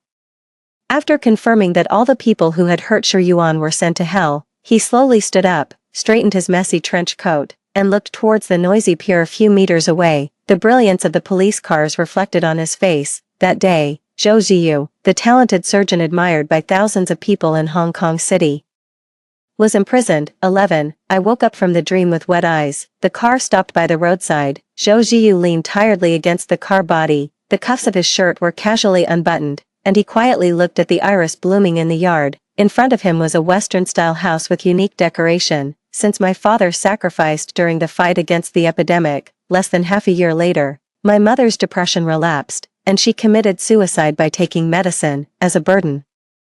I was passed around like a ball by other relatives. Everyone found me annoying and didn't want to raise me, who was 10 years old, except for the student from the mountainous area that my father had sponsored, Zhou Ziyu. At that time, he was still studying at the medical university and was busy with his studies near the end of the semester. When he learned that I was about to be sent to an orphanage, he rushed over from the examination room and protected me behind him. You don't want her, I do. I clutched the hem of my skirt and looked up with teary eyes. I saw Zhou Ziyu standing in the chaotic light and shadow. The warm afternoon sun fell into the morning hall, shining on him. He bent down in that light and shadow and embraced me in a half-hug. A yuan. He imitated my father's doting tone and said, "Would you like to come with me?" There was no one else around, just him. He gently rubbed the corner of my red eyes and promised word by word with a firm voice, "Little uncle is a bit poor, but I will try my best to take good care of you." He kept his promise. In just a few years, our home was moved from the old and cramped apartment building to this spacious and bright villa in the western suburbs. Just as life was getting better, I, who was infatuated with love, married CG without hesitation and stepped towards death under the torment of marriage, and Zhou Ziyu, from a doctor without borders with honor, became a prisoner overnight. He's so good, in this life. He shouldn't bear any more infamy or suffer any more harm because of me. As for me, under Qin Ziyuan's aggressive smear and CG's coercion, I can only break the old and establish the new. I will embark on a new life path. I don't have to care about the public opinion in the mainland, and I can focus on achieving my dream. I don't have to be constrained by CG anymore. I sat in the car and thought for a moment. Then I added my name to the top list of those going on the medical mission to Africa in the hospital group chat. The moment the message was successfully sent, the special attention notification sound rang on Zhou Ziyu's phone. He lowered his head and glanced at the screen, then bent down and opened the car door. When his originally cold and indifferent gaze touched me, it softened instantly like the morning mist. The participation time for the MSF rescue mission is at least 6 months. And there is no upper limit for the tenure. Anything can happen during this period. We may bleed, get injured, or even die. Even so, do you still want to go with me? I nodded, and as our eyes met, Zhou Ziyu seemed to think of something. A look of understanding flashed in his eyes, and he pulled the corners of his lips, looking a bit lonely. You had a fight with him again. It wasn't a questioning tone, but an affirmative one. I was suddenly stunned.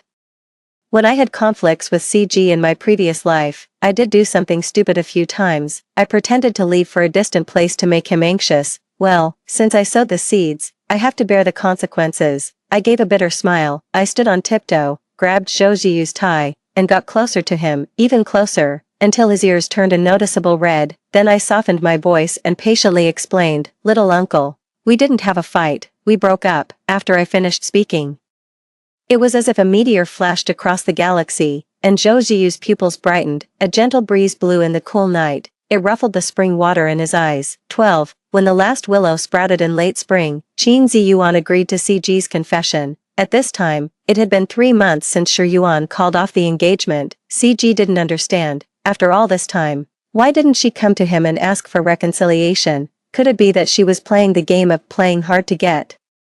Frankly speaking, the substitute left sensibly and stopped disturbing. He should have heaved a sigh of relief, but he felt empty inside. He often lost his concentration at work, stared blankly at his phone, as if waiting for someone's call. Several times, he interrupted his subordinates who were making reports. He asked involuntarily, "Did Shi Yuan cry when she deleted the Weibo?" The secretary thought carefully and shook her head. "Miss Shi didn't cry. But she was very angry and called you a bastard." Go die 250 times. CG was stunned for a moment. A faint smile spread across his lips. "TSK, she's really like an iris whose roots are soaked in poison." At that moment, he didn't even realize how doting his smile was. There were more and more such moments. Qin Ziyuan also noticed his change and felt a strong sense of crisis. She always him, both openly and subtly.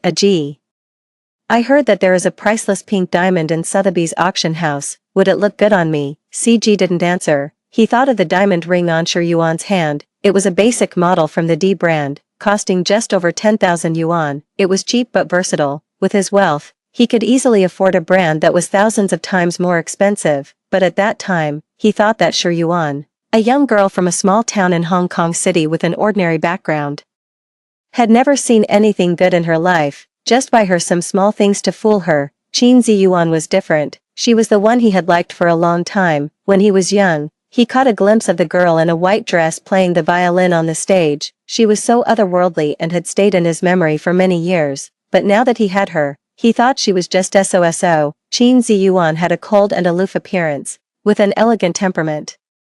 There was no teardrop mole at the corner of her eye, and she was not as charming as Shi Yuan. Her figure was not as soft as Shi Yuan's, and it wasn't very satisfying in bed. After eating delicacies for 10 years, he suddenly switched to playing kanji. CG wasn't used to it and found it rather dull. He pushed away Qin Ziyuan's hand and said, "It doesn't suit you," then went to sleep in the study. In fact, it was his birthday today. Qin Ziyuan didn't remember. It didn't matter.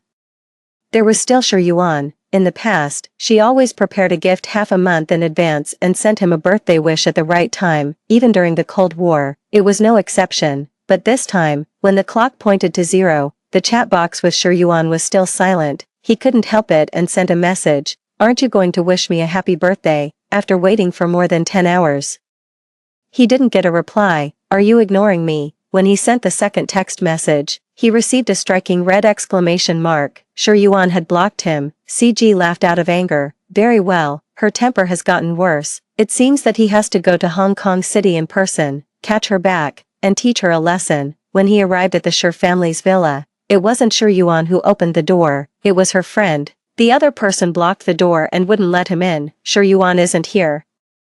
CG caught the hostility in her eyes and sneered, "What, did she move overnight to avoid me?" He kicked open the door and barged in. "Shi Yuan isn't in Hong Kong City. Where did she go?" he asked coldly. "When will she be back?" "She went to South Sudan and joined the Doctors Without Borders organization. I personally sent her to the airport. A few days ago, I was transferred to work in Hong Kong City." Shi Yuan said that she won't come back for the next 3 years.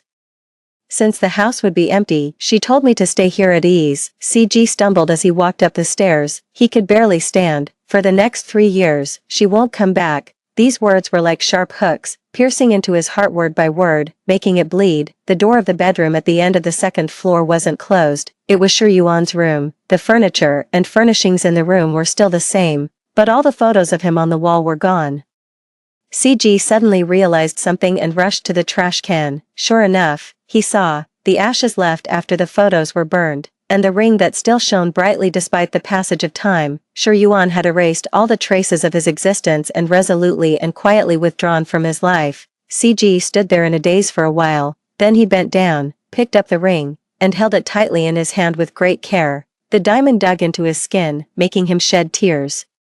His fingertips caressed the sapphire brooch on his suit. The sweet memories of the past turned into sharp knives, repeatedly torturing his most painful nerves. Only at this moment, he finally knew that when Shi Yuan broke up with him, it wasn't just out of anger. The last heirloom left by his mother, she didn't want it anymore.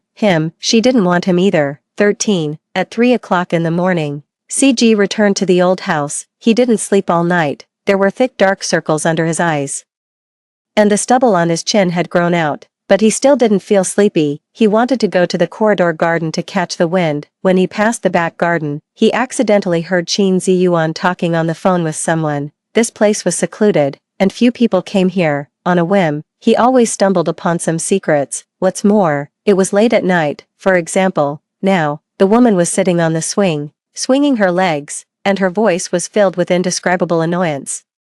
What do you want me to do? Stay in Berlin with a bad reputation and continue to be your mistress, to be humiliated by your wife at will? Anyway, if you don't plan to divorce, don't contact me anymore. I'm not without a way out. Don't think you can trap me with the child. Even if I'm pregnant, I can find someone to take the blame. Way out. Someone to take the blame. CG suddenly stopped in his tracks. A storm gradually brewed in his eyes. He didn't expose her on the spot. Instead, he had someone investigate the truth of Qin Ziyuan's going abroad that year. She claimed to be studying abroad for advanced studies, but in fact, she was kept as a mistress by a professor from a top German conservatory. Not only that, but even her famous debut work when she was 14 was obtained by selling her body. In other words, she was a kept woman of that mentor. When she was discovered by the original wife, she was beaten and scolded, and then she returned to the country in disgrace.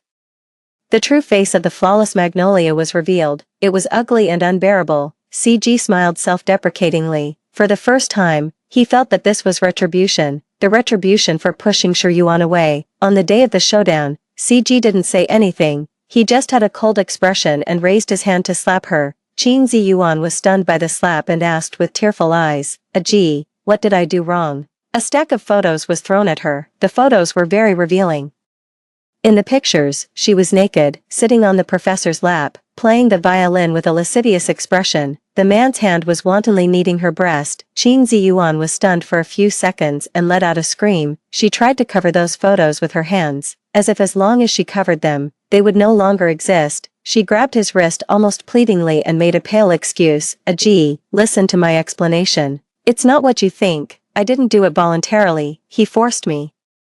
I'm an orphan girl with no background. How can I fight against the capital? Really, you have to believe me. CG pushed her away. Qin Ziyuan fell to the ground, and her slightly protruding belly hit the corner of the table. She spasmed in pain. In a panic, she thought of her last trump card. I'm pregnant. Gee, the child is yours. You can't treat me like this. CG remained unmoved. He looked down at her indifferently. He wasn't a fool, nor was he a pushover. He had already asked the hospital to retrieve Qin Ziyuan's pregnancy report, which she had tried so hard to hide. He knew that she was more than 3 months pregnant. This child could never be his. A continuous stream of liquid with the smell of rust flowed out from between Qin Ziyuan's legs, staining the white floor tiles red. CG turned his head in disgust and didn't want to look at her anymore. He ordered someone to drag her out of the old house. Don't dirty the home that I have with Shi Yuan. Qin Ziyuan, who was dragged out of the house, suddenly heard the name Shi Yuan. She changed from her usual gentleness and shouted hysterically, "Don't you still miss that bitch? CG, stop pretending to be affectionate. Wasn't it because you couldn't have me that you settled for her as a substitute? Why are you regretting it now that she's gone?" CG originally wanted to let her off. After venting his anger, he had already called an ambulance, but she had to be mean and scold his Yuan. "What the hell are you? How dare you humiliate my fiancé?" He couldn't stand it anymore. He stepped forward a few steps, ignoring Qin Ziyuan's extremely weak body. He firmly grasped her neck. "I was just bewitched by you for a while. Now I'm sober. As long as I lower my head and apologize to Shi Yuan, since she loves me so much, she will come back to me sooner or later." Qin Ziyuan was choked and couldn't breathe. Her face turned from white to blue. She still refused to back down. "Come back to you. You're daydreaming." In South Sudan, the surrounding countries are eyeing it covetously. Who knows when there will be a war? Who knows if she can come back alive?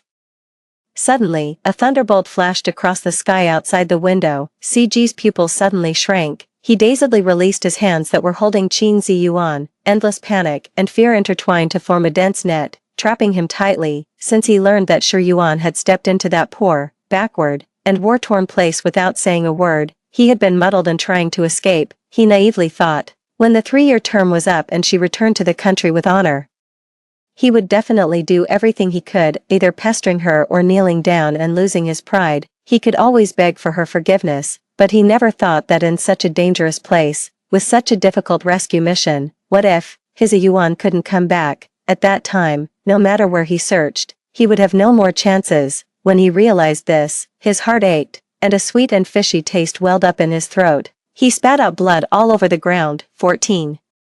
After CG coughed up blood, he fell into a coma for 3 days. During this period, Qin Ziyuan had a miscarriage. When she woke up, She went crazy in the obstetrics and gynecology department when she learned that it was too late to send her to the hospital and she couldn't keep her uterus. The family members of the patients on the same floor took pictures of her and uploaded them to Moments. Once it spread, netizens were ballistic again. Goodness, I really can't believe it.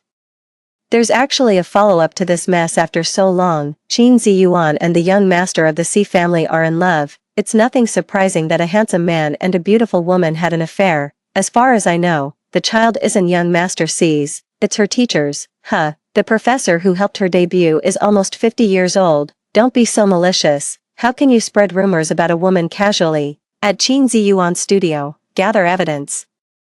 A PPT made by the professor's wife in the Berlin study abroad circle was passed around a few days ago. There were a lot of intimate photos in it. Is there a kind soul who can lend me a way to access the internet? I want those stubborn fans to go and take a look. Haha. It's called getting what you asked for. Tisk, looking at it this way. The ordinary person who was cyberbullied before really didn't interfere in their relationship. That's right, when she was with young Master C. Qin Ziyuan was still serving that old man. By the way, where is Shi Yuan? I checked the hospital's duty schedule, and her name hasn't been on it for a long time. Could she really have been fired? Woo-woo. Please don't. We really have a big sin. The public opinion intensified. Qin Ziyuan, who had lost CG's protection, was completely defenseless. First, she was proven to be a mistress by the original wife. Then, her senior sister from the same school held her ID card and bravely spoke out. She said that Qin Ziyuan had asked her for the recorded master tape several times and played the violin fraudulently at the concert. Her assistant also came forward to expose her, saying that she had been bullied for years. Whenever Qin Ziyuan was unhappy, she would scold and beat her and even put out a cigarette butt on her arm. With all these scandals combined, it caused public outrage. The organizer cancelled all her upcoming collaborations. Even the professor who had kept her was implicated and removed from the industry. At this point, the name Qin Ziyuan was completely nailed to the shame pillar of the music industry. There was a time difference between South Sudan and the domestic country, plus, the communication equipment was unstable. When Shi Yuan saw these news, it was already the second week. But she didn't have time to care about those grudges and entanglements. The field hospital was overcrowded. There was a gun battle between the government and the rebel army. The United Nations refugee camp was caught in the middle, and stray bullets flew by. The doctors who came with her were severely injured and some even died. Medical supplies were in short supply. She watched as the heart rate of her former teammates who had fought side by side rose from 100 to 200. Finally, it unwillingly returned to zero. There was nothing she could do, when she was at a loss. The supplies brought by the third batch of peacekeeping troops from her home country finally arrived. She quickly collected the medicine and was about to leave, but she was stopped by a familiar male voice. Shi Yuan. In a foreign land, someone accurately called out her name. She turned around in surprise, staring at the face of the person in front of her. She thought for a long time. She finally recognized that he was CG's cousin, Si Heng. He was wearing a stiff camouflage military uniform. He took out a small package from the supply vehicle and stuffed it into her arms. Ji is seriously ill. The old master only has him as his beloved grandson. He's so precious that he won't let him come to such a dangerous place. He sent people to keep an eye on him 24 hours a day. He really had no choice and couldn't get away, so he asked me to bring this to you. She opened the package. She saw what was inside. The Lotus Buddha amulet from Puji Temple. The red string bracelet from Longhua Temple, the protective talisman from Baiyun Temple, the blessed beads with incense ashes from Meijo Mazu Temple, all kinds of peace talismans from Buddhism and Taoism. He had begged for all of them. Seeing her silence, Si Hing continued, during the days you've been gone, Ji really misses you. He's such a proud person, but now he's like a walking corpse. He dragged his sick body around, praying to all the gods and Buddhas. He also went to Chuanju Temple in Aba Prefecture and hung a kilometer-long 5-colored prayer flag and scattered londa. He hoped that they could protect you in this war-torn country. I know that what Ji did before was wrong. He broke your heart, but now he knows he's wrong and has drawn a clear line with Qin Ziyuan. Shi Yuan, can you forgive him this time? At least give him a chance to make up for it. Si Hing admitted that he was meddling. It wasn't his place to comment on other people's relationships, but thinking of CG's pleading expression, he couldn't bear it and conveyed all the words CG wanted to say. Shi Yuan looked down at the peace talisman in her palm. She gave a soft laugh. When she looked up again, She masked the self-deprecation and cold sarcasm in her eyes. The resentment towards CG shouldn't affect others. He treated you as a substitute and humiliated you for so many years. How can I forgive him? The past, like yesterday, is dead. The future, like today, is a new beginning. She couldn't forgive him. Not hating him was already her greatest tolerance. Si-Hing looked at her apologetically. She was much thinner than before, and her complexion had darkened a lot due to the scorching sun and the swirling yellow sand, but her eyes were clearer than when he saw her in Shanghai. If there's nothing else, I'll be leaving now. After saying this, Shi Yuan ran to another tent and injected Zhou Ziyu, who was lying in bed unconscious, with an antibiotic. His face was pale, and he had a high fever from the continuous treatment overnight. A few days ago, due to the lack of medicine, his condition had dragged on and turned into pneumonia. She took a cold towel and gently wiped his forehead to cool him down. Zhou Ziyu, please get better soon. Outside the tent, Si-Hing watched this scene silently. Seeing Shi Yuan's anxious expression, he knew very well, his bastard cousin would probably never be able to win this girl back. 15. In Shanghai, tens of thousands of kilometers away, CG slumped on the sofa, drinking bitter wine. His body had actually recovered almost completely, but the old master was keeping a close eye on him, afraid that he would be stubborn and go to South Sudan to find Shi Yuan. He sent a group of bodyguards to follow him, even when he went to the bar to drown his sorrows.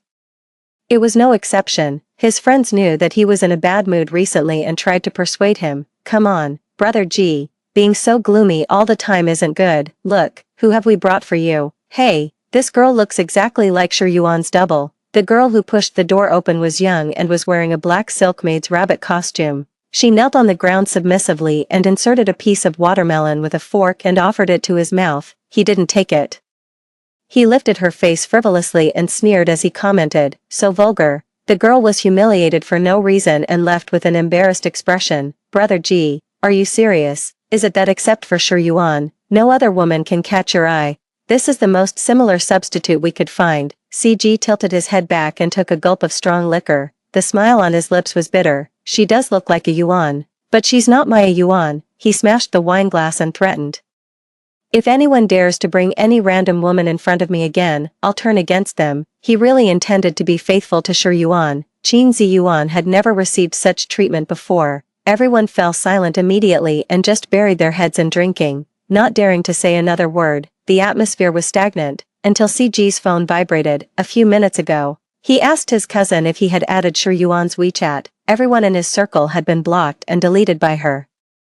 Si-Hing took the time to reply with a single word, yes. CG immediately perked up and begged him to do him another favor. Since he couldn't see Shi Yuan in person, it would be good to be able to see her moments. A few screenshots were quickly sent over. CG chased away his friends from the private room, turned off the noisy music, and stood by the window. He carefully looked through every update Shi Yuan had made since she arrived in Africa.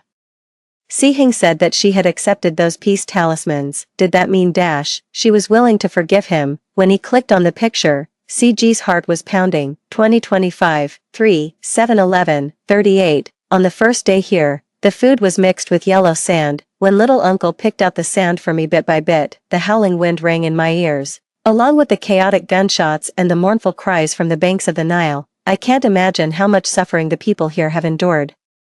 My insomnia has gotten worse. 2025, 3, 21-18-10. Someone in the medical team was infected with Ebola. They unfortunately sacrificed. I held back my tears and picked 2 flowers and placed them on the coffin. I watched her leave, but clearly, when she had a video call with her family last night, she was smiling and acting coquettishly, saying that she wanted to eat the sweet and sour spare ribs made by her mother. I'm very sad. I even thought childishly, if I hadn't come to this land, would I not have to face so many separations and deaths? But even if I close my eyes, does the suffering not exist? 2025, 4/14/00. I haven't been in a good state recently. Little uncle noticed and talked to me for a long time. I honestly told him that I'm actually very scared. I'm afraid of the bullets and the impermanence of life. I'm afraid that next time, the person lying in bed with a cold body will be him. He looked at me for a long time and hugged me for the first time.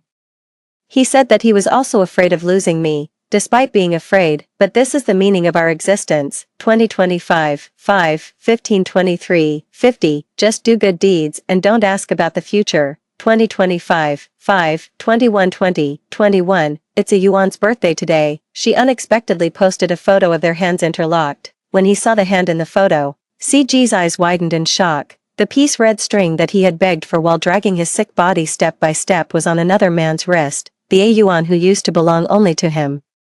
The A Yuan whose every birthday wish was related to him. This time, her wish was Zhou Ziyu, I only want you to be safe. With a bang, CG accidentally dropped his phone, and the screen shattered into pieces. The midsummer wind blew in through the window. For the first time, he felt that summer was cold. That night, he drank to drown his sorrows and lived in a drunken dream. In a half-awake state, all he could think of was Shi Yuan. At the age of 17, Shi Yuan, who smiled and accompanied him to write the marriage contract and shyly gave him the engagement gift. At the age of 20, Shi Yuan, who knew he was picky about food and crossed half of the country to cook for him late at night. At the age of 23, Shi Yuan, who saw him sending another woman home, curled up into a small ball and cried in the corner, and then humbly sent him a voice message saying, CG, coax me, and I won't be angry with you anymore. At the age of 27, Shi Yuan, who learned that she was a substitute on their wedding night, held back her tears and asked him if he had never loved her, but was met with his more disgusted gaze. At the age of 29, Shi Yuan, whose career was ruined, wanted to reason with Qin Zi Yuan but was impatiently scolded by him and left disappointed. Scene after scene, it kept washing over his memory. Finally, it froze on the night before the divorce at the age of 30, when Shi Yuan was humiliated to death and fell from the building. He suddenly opened his eyes. A flash of a knife. Qin Zi Yuan held a fruit knife and stabbed at him like a madwoman. In fact, he could have dodged. But when he thought about how he had treated Shi Yuan in his previous life, his heart ached so much that he couldn't breathe. A rotten person like him didn't deserve Shi Yuan's forgiveness. He should be doomed to hell for all eternity. In the moment before his consciousness dissipated, he reached out his hand into the empty air and murmured to himself, A Yuan, I paid off all the debts I owed you in my previous life, right? Don't hate me anymore. 16. When the 3-year term of MSF ended, Zhou Ziyu and Shi Yuan held a simple wedding in South Sudan, witnessed by the local residents. He gently put his arm around the bride's waist and placed a pious kiss on her forehead.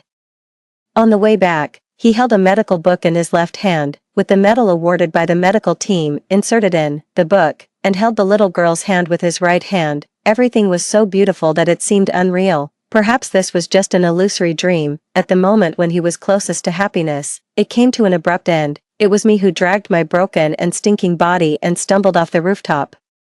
The tall trees by the roadside shed their green leaves and were bent under the weight of the white snow. The touch in his right hand suddenly disappeared. He was stunned for a while. His gaze slowly moved to the diagnosis certificate inserted in the book in his left hand. It was written in black and white patient, Zhou Ziyu, male, 37 years old. After the long prison sentence, he suffered from hallucinatory psychosis. His head ached for a moment. He suddenly remembered Shi Yuan had been dead for 10 years. The world is full of illusions, and only pain never lies. It's a pity that life isn't a fairy tale. His Yuan didn't come back to life. They didn't end up together. She didn't even know until her death. He loved her. Story 2. I've been dead for half a year due to a car accident, but my husband, Lu Feng, still thinks I'm being unreasonable and is waiting for me to go back and apologize to him, until one day, he suddenly couldn't find a watch.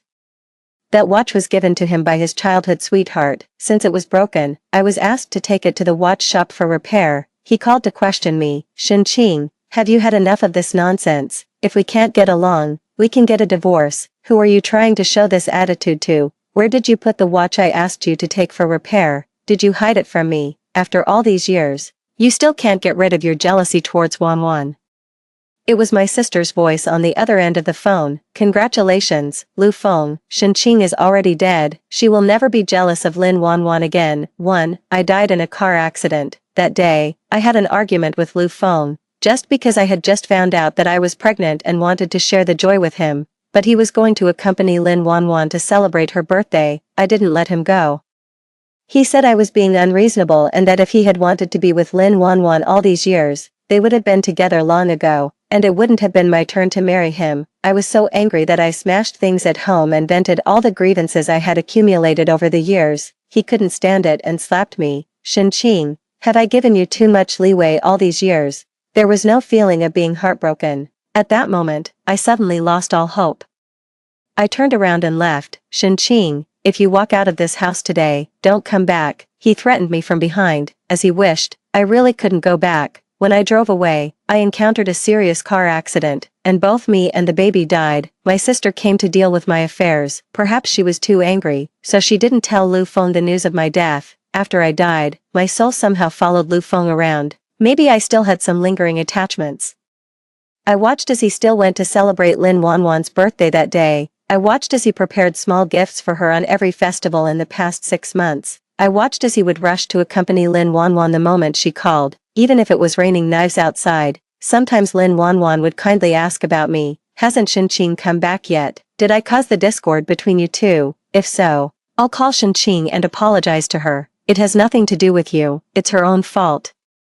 Lu Feng said coldly, don't worry about her, let's see how long she can hold on. After 7 years of our relationship, I ultimately failed to leave even the slightest mark on Lu Feng, or perhaps, from the very beginning, I shouldn't have appeared in their world. With or without me, his life goes on as usual. I was still his burden and nuisance. Just when I thought Lu Feng's life would go on indifferently like this, until that day, when Lin Wanwan suddenly asked about the watch she had given him. He suddenly thought of me, then he called me impatiently, Shen-Qing, have you had enough of this nonsense? If we can't get along, we can get a divorce. Who are you trying to show this attitude to? Where did you put the watch I asked you to take for repair? Did you hide it from me? After all these years, you still can't get rid of your jealousy towards Wanwan, too. My sister answered the phone. There was no sound on the other side for a while. Probably she was really so angry that she couldn't say a word. Speak, are you dead? Lu Feng asked harshly. Dead? It was with great difficulty that my sister coldly uttered these 2 words. What nonsense are you talking about? I said Shen-Qing is dead. My sister said each word slowly. Congratulations, Lu Feng. She will never be jealous of Lin Wanwan again. At this moment, Lu Feng seemed to realize that it was my sister answering the phone. A trace of panic flashed in his eyes.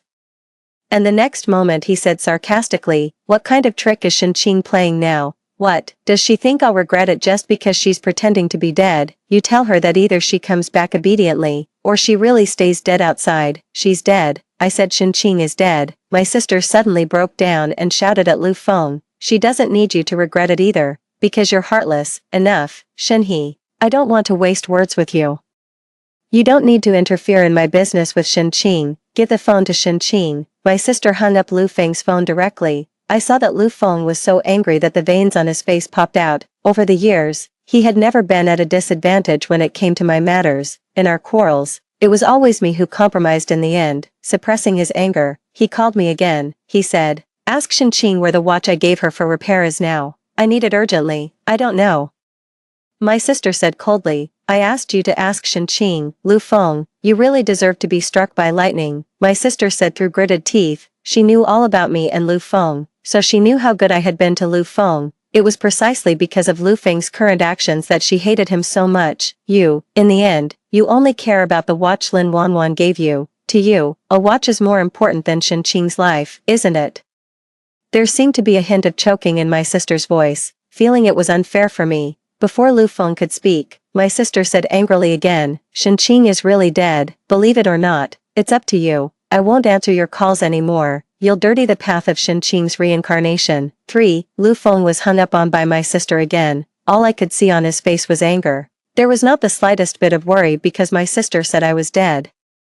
He should still be wondering where I had hidden the watch that Lin Wanwan gave him.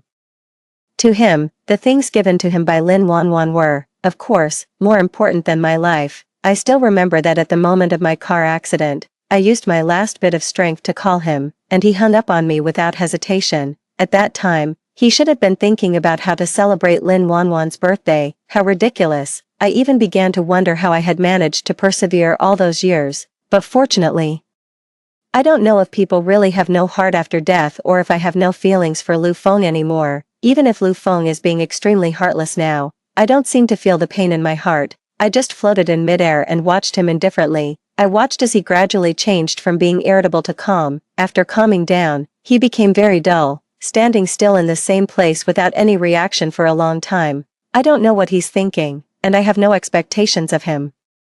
Suddenly, his phone rang. It was Lin Wanwan calling. They had made an appointment to go hiking in the suburbs today. The moment Lu Feng saw Lin Wanwan's call, the expression on his face obviously softened, and a faint smile appeared on the corner of his mouth. I also smiled. That's right. If there are no expectations, there will be no disappointments. Wanwan, his voice was gentle. In the past 6 months, I had heard so many conversations between him and Lin Wanwan that I almost forgot how cold he used to be to me. Feng, have you gone out yet? I prepared everything and am waiting for you at home, Lin Wanwan said coquettishly. I'll go out right away. It'll take about 20 minutes. Drive carefully on the way, Lin Wanwan sweetly reminded. Okay. Lu Feng hung up the phone and turned around to enter the cloakroom. He was looking for clothes in the closet. After looking for a while, it seemed that he couldn't find the set he wanted. He walked out of the room and shouted downstairs, Aunt Wu, where's my Gucci sportswear? The maid, Aunt Wu, heard the voice and quickly went upstairs. Sir, I've already put all your clothes in the closet. Which set are you talking about? Lu Feng said impatiently. The brown one with 2 stripes on both sides and many English logos on it.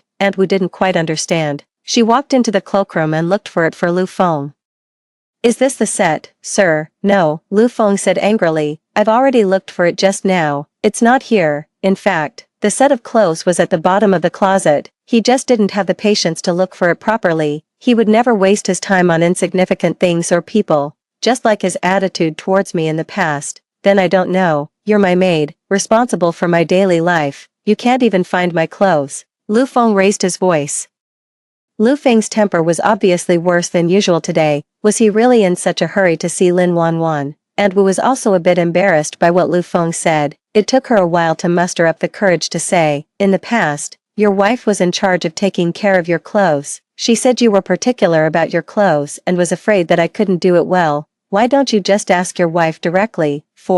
No need to ask her. Why should I ask her? Lu Feng refused immediately and said harshly, she'd better have the ability to never come back for the rest of her life. So in Lu Feng's mind, my death was just me playing tricks. He didn't believe that I was really dead at all. He thought that I was still using this way to wait for him to coax me. Lu Feng was so angry that he casually found a set of sportswear, picked up the car keys, and quickly went out. He picked up Lin Wanwan and they went to the suburbs together.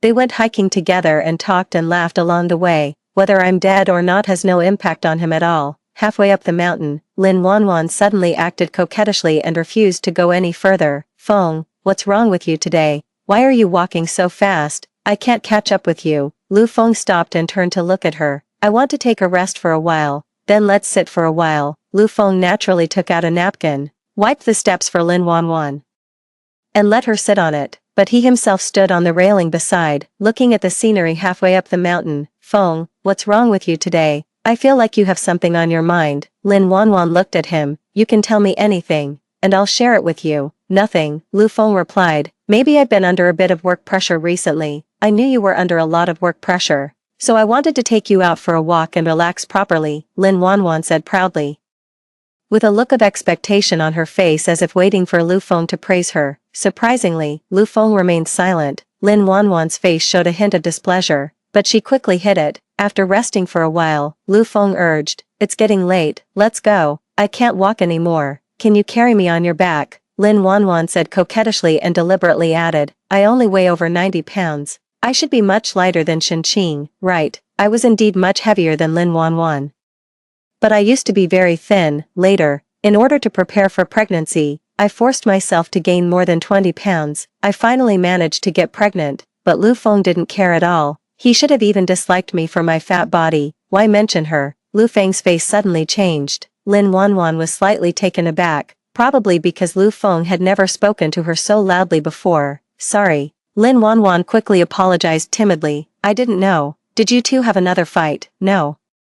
Lu Feng said perfunctorily, if you can't walk, let's go down the mountain. But, we're only halfway there. Coincidentally, I still have some work to deal with this afternoon. Let's go back early. Lu Feng left a word and took the lead in walking away. I saw that Lin Wanwan's face turned extremely terrible looking. She gritted her teeth but still followed Lu Feng's steps. After going down the mountain, Lin Wanwan sat in the passenger seat of Lu Feng's car. She took the initiative to say, Feng, let's have lunch together. I'm in a hurry to go back to work, so we won't have lunch together. It doesn't taste good when I eat alone. Lin Wanwan looked at him eagerly. Will you have lunch with me? I promise I'll go home obediently after eating and won't disturb your work. After all, Lu Feng couldn't refuse Lin Wanwan and agreed. Lin Wanwan showed a triumphant smile. I have to admit that Lin Wanwan really has the capital to be proud in front of Lu Feng. The car arrived at the restaurant that Lin Wanwan liked. When getting out of the car, Lu Feng rubbed his stomach. Lin Wanwan obviously noticed it and quickly asked with concern, "What's wrong? Does your stomach hurt?" Lu Feng nodded, then opened the glove box and casually took out the medicine box inside. When he opened it, he found that there were no stomach medicines left. 5. Lu Feng has a habit of having stomach aches. In the past few years, because his family had encountered some changes and almost went bankrupt, in order to make a comeback, he worked day and night without eating or sleeping properly. Over time, he developed a stomach problem. Later, after I was with him, I often cooked porridge and brought meals to him. His stomach condition improved a lot under my care, but it couldn't withstand the occasional recurrence of the stomach problem due to social engagements. In order to prevent him from suffering too much from the stomachache, I would prepare stomach medicine in advance and put it in the car for him. I would often check the situation of his stomach medicine and replenish it for him as soon as it ran out. Logically, Lu Feng shouldn't have finished the stomach medicine so quickly. After thinking carefully, in the past 6 months when I wasn't around, no one reminded him to eat, and even less did anyone bring him meals. He often didn't eat on time. So it served him right that his stomach problem recurred frequently. "Let me rub it for you." Lin Wanwan took the initiative to get closer to Lu Feng and put her hand on his stomach. "It'll be better after rubbing." Lu Feng was taken aback for a moment and then pushed Lin Wanwan away. "No need, I should just be hungry. It'll be fine after eating. Then let's go have a meal," Lin Wanwan said with a smile as if nothing had happened. Lu Feng pursed his lips. And the two of them got out of the car together. Sitting at the dining table, Lin Wanwan kept ordering food from the waiter and occasionally asked Lu Feng a few questions. Lu Feng's face turned pale from the stomachache, but he has always been stubborn and wouldn't expose his weaknesses. Moreover, in front of his childhood sweetheart, he wanted to maintain his image as a male god. Looking at him like this, I somehow felt a bit happy. It would be best if he died of the pain. After Lin Wanwan finished ordering the dishes, she didn't notice that Lu Feng's face looked wrong and was still chatting and laughing with him. "Lu Feng, I ordered the boiled sliced pork and hot sauce that you like the most. You should eat more later." I saw that Lu Feng's face finally changed a bit. How could someone with a stomachache eat such spicy food? Lin Wanwan really didn't pay the slightest attention to Lu Feng's health at all. I remember that I used to be someone who couldn't live without spicy food. In order to help Lu Feng nourish his stomach, I forced myself to eat a light diet for a whole year. I suddenly seemed to understand. Only those who are favored can be fearless, and all these years, I was just being foolishly infatuated. The dishes were served on the table. Lu Feng didn't eat much. Lin Wanwan looked a bit wronged. "Feng, don't you like the dishes I ordered for you? Why are you eating so little?"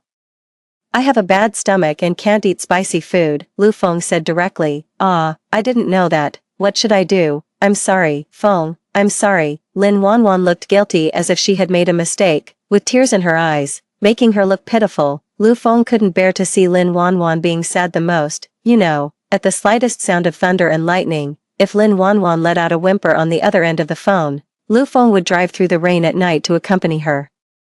At this moment, I'm afraid he would even eat the boiled sliced pork and hot sauce that Lin Wanwan ordered for him to comfort her, even if it might kill him from the stomachache. But in the end, Lu Feng just said indifferently, "It's nothing. I don't have an appetite for anything now. You eat slowly. I'm going back to the company first." Before Lin Wanwan could react, Lu Feng had already paid the bill and left. When he got back into his car and started the engine to leave, he suddenly looked back at the empty stomach medicine box. The next moment, he stepped on the gas pedal and drove away. 6. He didn't go back to the company but went straight home. So is he still a bit angry that Lin Wanwan doesn't care about his health? Of course, it's also because you care about someone that you would feel this way. After all, when I was in poor health before, Lu Feng ignored me, and I would also be very angry. I just got used to it later. "Sir, you're back. Have you had lunch?" Aunt Wu quickly stepped forward to greet him. "I'm not eating," Lu Feng said with a cold face. "How can you not eat? Madam said you have a stomach problem, and you'll get a stomachache if you don't eat," Aunt Wu said with concern. "Let me cook some porridge for you. If you don't have an appetite, it's still good to eat some porridge." Lu Feng paused for a moment and finally didn't refuse. Half an hour later, Aunt Wu brought the cooked porridge to Lu Feng. During this time, Lu Feng had been sitting on the sofa watching TV, but he kept pressing the remote control. looking very absent-minded. Sir, be careful, it's hot. Okay, Lu Feng replied, then picked up the spoon and slowly took a bite. How does it taste, sir? Aunt Wu asked. Lu Feng swallowed the porridge and said indifferently, it tastes very similar to the porridge Shenqing cooked. Madam taught me how to make it, Aunt Wu quickly said. Madam said that in case she wasn't at home for some reason, I should cook porridge for you, so she taught me how to make it. Madam said that since you have a bad stomach, the porridge must be cooked thick, sticky, and soft. Madam also said that you're picky about food, sir, you don't like eating green vegetables but like broccoli, so every time I cook vegetable porridge, I use broccoli instead. Madam is really attentive to you, sir, she always remembers every one of your preferences. Aunt Wu said a lot, and I couldn't stand listening anymore. It's not that Aunt Wu was lying, it's precisely because it was all true that I felt that all these things were a disgrace. Being good to Lu Feng was the most regretful thing I've ever done in my life. Sir, please bring Madam back. Madam is really the person in this world who loves you the most and treats you the best. Aunt Wu couldn't help but say. Lu Feng seemed to pause. I thought he would refuse immediately as he did before. At that moment, he remained silent. After Lu Feng finished the porridge, he went back to his room and lay on the bed. Judging from his face, his stomachache should have been relieved a lot. His phone kept ringing with messages. They were from Lin Wanwan. Sorry, Feng, it's my fault. I didn't notice your physical condition. Are you feeling better now? Do you want to go to the hospital? I'll go with you. Feng, I didn't even know you had a stomach problem. You didn't have it before. I always thought Shenqing would take good care of you. Are you angry, Feng? Why don't you reply to my messages? I'm scared. After reading the messages, Lu Feng suddenly got up from the bed and quickly left the room. Looking at his anxious appearance, I couldn't help but find it ridiculous. How could I have deceived myself into thinking that Lu Feng's care for Lin Wanwan was just out of friendship? I thought that because Lin Wanwan didn't have many friends and her parents were also very cold to her, Lu Feng was just showing his excessive sympathy. Now it seems that I was really a joke. I watched as he drove like crazy to find Lin Wanwan. How could you let the person you like suffer even a little bit of grievance? I had already thought about how Lu Feng would comfort and coax Lin Wanwan when he saw her. Maybe when the emotions were right, the two of them would really get together. In the past 6 months, nothing substantial had really happened between them. Probably they were afraid that having an affair during marriage would have a bad impact on Lin Wanwan's reputation, so they stuck to the bottom line. I watched as Lu Feng parked the car, rushed into the elevator, and pressed the floor number. He walked up to the front door and eagerly pressed the doorbell. The door opened. I was really taken aback, because the person who opened the door was my sister, Shenhe, 7. At this moment, I noticed that this wasn't Lin Wanwan's home, it was my sister's home. The moment my sister saw Lu Feng, she was about to close the door without saying a word. Lu Feng was quick-eyed and quick-handed. He grabbed the door, and his hand was caught by the door my sister was closing. Lu Feng endured the intense pain. My sister also held back for a moment and asked coldly, "What are you doing here? You're not welcome here." "I'm here to find Shenqing." Lu Feng's voice was a bit dark and suppressed because of the pain. "Didn't I make it clear on the phone? Shenqing is dead. If you really want to find her, then go die. You'll be able to see her if you're dead," my sister said viciously. "Enough, Shenhe. It's none of your business in our husband and wife affairs." Lu Feng was embarrassed by my sister's scolding but still didn't believe that I was dead. "Then what are you doing here looking for me? Get out of here. How dare you call yourselves husband and wife? Have you ever fulfilled your responsibility as a husband? Get out of here quickly. I feel disgusted." Lu Feng wasn't someone who was good at speaking. When we used to quarrel, I also suffered from his cold violence. At this moment, being insulted like this by my sister, even though he was extremely angry, he just held his anger in. "If you don't leave, I'll call the police," my sister threatened. "I admit I was wrong," Lu Feng suddenly said. I was shocked. My sister was also shocked. Over all these years, when had Lu Feng ever thought he was wrong? Even if I cried my heart out, he still thought I was being unreasonable. "Let me see Shenqing. I want to talk to her properly," Lu Feng said calmly. "Talk." My sister smiled sarcastically. At that moment, her eyes were really red. After all, I was already dead. "Talk to a ghost," my sister said. "Lu Feng, do you think you've been worthy of Shenqing in the past few years?" "I have a clear conscience," Lu Feng said righteously. "You're so entangled with Lin Wanwan, and you still have a clear conscience." My sister couldn't control herself anymore and lost her temper. "Lin Wanwan and I are innocent." "Innocent? What exactly is considered innocent? Do you really have to sleep in the same bed to be considered not innocent?" My sister shouted at Lu Feng. "When Shenqing was sick, you were by Lin Wanwan's side, showing her concern when it was Shenqing's birthday.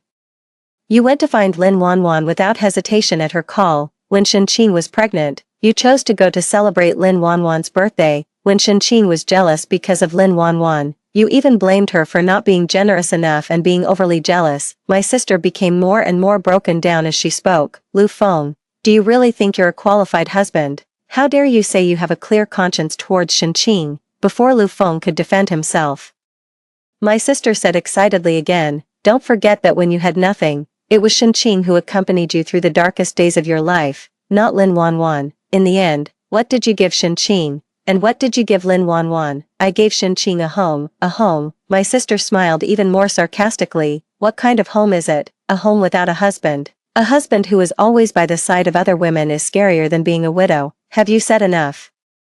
Lu Feng became angry out of embarrassment. I admit that Shenqing did accompany me through difficult times, but Lin Wanwan has also been good to me. When I was in the worst financial situation, it was Lin Wanwan who sold her car and house to fill the gap for me. I'm grateful to her. Is there anything wrong with that? What did you say? My sister asked in surprise. 8. Not only was my sister surprised, but I was also surprised.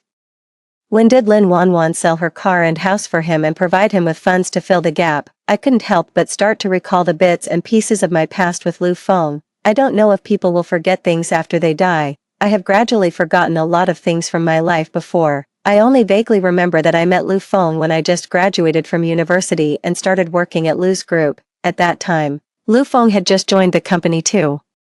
His parents asked him to start from the grassroots level to train him. I thought he was just an ordinary employee like the rest of us. As new employees, he had a calmness and composure different from the rest of us, and his ability was outstanding. He was also tall and handsome. We were assigned to the same team, and we completed a lot of work together. As time passed, I began to have some budding feelings. But what made me realize that I really liked him was that day when he gave me a ride home after we finished working overtime. As soon as I got out of the car, I was pulled by my alcoholic uncle, who demanded money from me and threatened to beat me to death if I didn't give it to him. My parents died very early in an accident at the factory. Before they died, my uncle was very young. And since my grandparents had also passed away early, my mother almost took care of my uncle. After my mother died, my uncle was left with no one to rely on, and he would come to me and my sister whenever he needed money. Before, we would give him some relief, but later he became more and more excessive, and my sister and I couldn't afford to support him anymore, so we ignored him. He pestered us. In order to get rid of him, my sister and I were forced to move. Unexpectedly, he still found us. That night, Lu Feng forcefully rescued me from my uncle. If you dare to touch Shenqing, I'll beat you to death. Mind your own business about our family's affairs. My uncle tried to push Lu Feng away, but Lu Feng pushed him to the ground. Shenqing's affairs are my affairs, and I'll take care of them to the end, Lu Feng said firmly, and he really did what he said. After that, he sent me home every day to prevent my uncle from harassing me. My uncle really didn't dare to come to find me and my sister after some time. At that time, Lu Feng really seemed like a heroic figure. My heart suddenly ached. It turned out that people who are dead can still feel pain. It's just that I don't care anymore. After Lu Feng helped me get rid of my uncle, I thought about confessing my feelings to him, but I suddenly learned that Lu Feng was actually the eldest son of Lu's group. The sense of inferiority caused by the disparity in our status made me bury this feeling in my heart. Later, due to the failed investment decision made by the leadership of Lu's group, the company was on the verge of bankruptcy. Many people left Lu's group, but I resolutely chose to stay by Lu Feng's side. Secretly, I was even glad that this was the closest I could be to Lu Feng. I accompanied Lu Feng to social events. In order to block the wine for him, I drank so much that I had a gastric hemorrhage and was sent to the hospital. I accompanied him to work overtime every day. Staying up all night was a common occurrence. During his most difficult 2 years, my weight didn't even reach 90 pounds although I was 163 centimeters tall. In his most crucial battle, I transferred all the 1.5 million yuan of compensation left by my parents' accidental death, including my sister's share, to his account. My sister didn't agree at first, but later she couldn't resist my unwavering love for Lu Feng and finally gave me the money. Of course, I paid her back double later. After the money arrived, Lu Feng led the company back on track. He hugged me and cheered. That night, we celebrated together. Under the influence of alcohol, both of us couldn't help ourselves. and then we naturally became boyfriend and girlfriend. I always thought he knew that I was the one who transferred the money. He dated me and then married me. I thought it was because he knew all my efforts and was moved by them. So I never deliberately mentioned that 5 million yuan, but now. Lu Feng suddenly said that the money he was desperately in need of was given by Lin Wanwan. 9. You said that Lin Wanwan sold her car and house to fill the gap for you. My sister confirmed again, so why shouldn't I be good to her? She even turned against her family to help me, Lu Feng said angrily. Don't I owe her for such kindness? It's Shenqing who has always not understood me and made a big deal out of everything. Heh. My sister laughed. It was really a smile like looking at an idiot. She said, is that what Lin Wanwan told you, that she was ostracized by everyone for you? Lu Feng could also see the sarcasm in my sister's words. You don't need to act like this. Shenqing isn't the only good person in the world. Why do you look down on others so much? I look down on Lin Wanwan. Yes, I just look down on such a scheming woman like her. But compared to her, I look down on you even more, my sister said harshly, leaving other things aside. Did you ever tell Shenqing about the things Lin Wanwan did for you? Did Shenqing know that you were repaying Lin Wanwan's kindness? Lu Feng suddenly fell silent. He really had never told me. I didn't know either. If he had made it clear earlier, I would have known that he mistook that 5 million yuan as given by Lin Wanwan. Perhaps it wasn't that important either. Lu Feng was just finding a reasonable excuse for himself to be good to Lin Wanwan. Without that 5 million yuan. There could be many other reasons. Is Shenqing a worm in your stomach? Can she know what you're thinking? All she saw was that her husband was wholeheartedly being nice to another woman, my sister roared. What's more, when she was jealous, her husband even blamed her for being unreasonable. I told her that there was nothing between us, Lu Feng retorted feebly. There are so many cheating men in the world, and each of them says they haven't been unfaithful, but what's the result? My sister retorted to Lu Feng and then broke down. The result is that Shenqing still believed you, and she kept believing you all the time. If she believed me, she wouldn't have quarreled with me like this. If she didn't believe you, why didn't she divorce you? Why did she still work so hard and try so desperately to get pregnant with your child? Lu Feng looked at my sister, probably stunned by her overly excited emotions.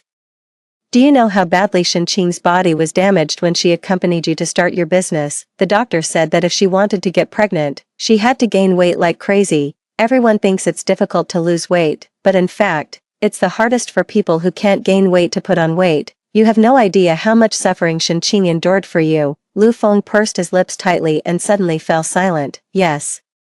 I really suffered a lot in order to get pregnant back then. I wasn't someone who particularly liked eating meat, but I ate until I vomited in order to gain weight, and then I ate again after vomiting. Forget it, it's useless to say more to someone like you. My sister suddenly didn't want to talk anymore. She was afraid that if she continued, she herself wouldn't be able to stand it first. Now that Shenqing is gone, you can live a good life with your benefactor Lin Wanwan. Give me a chance.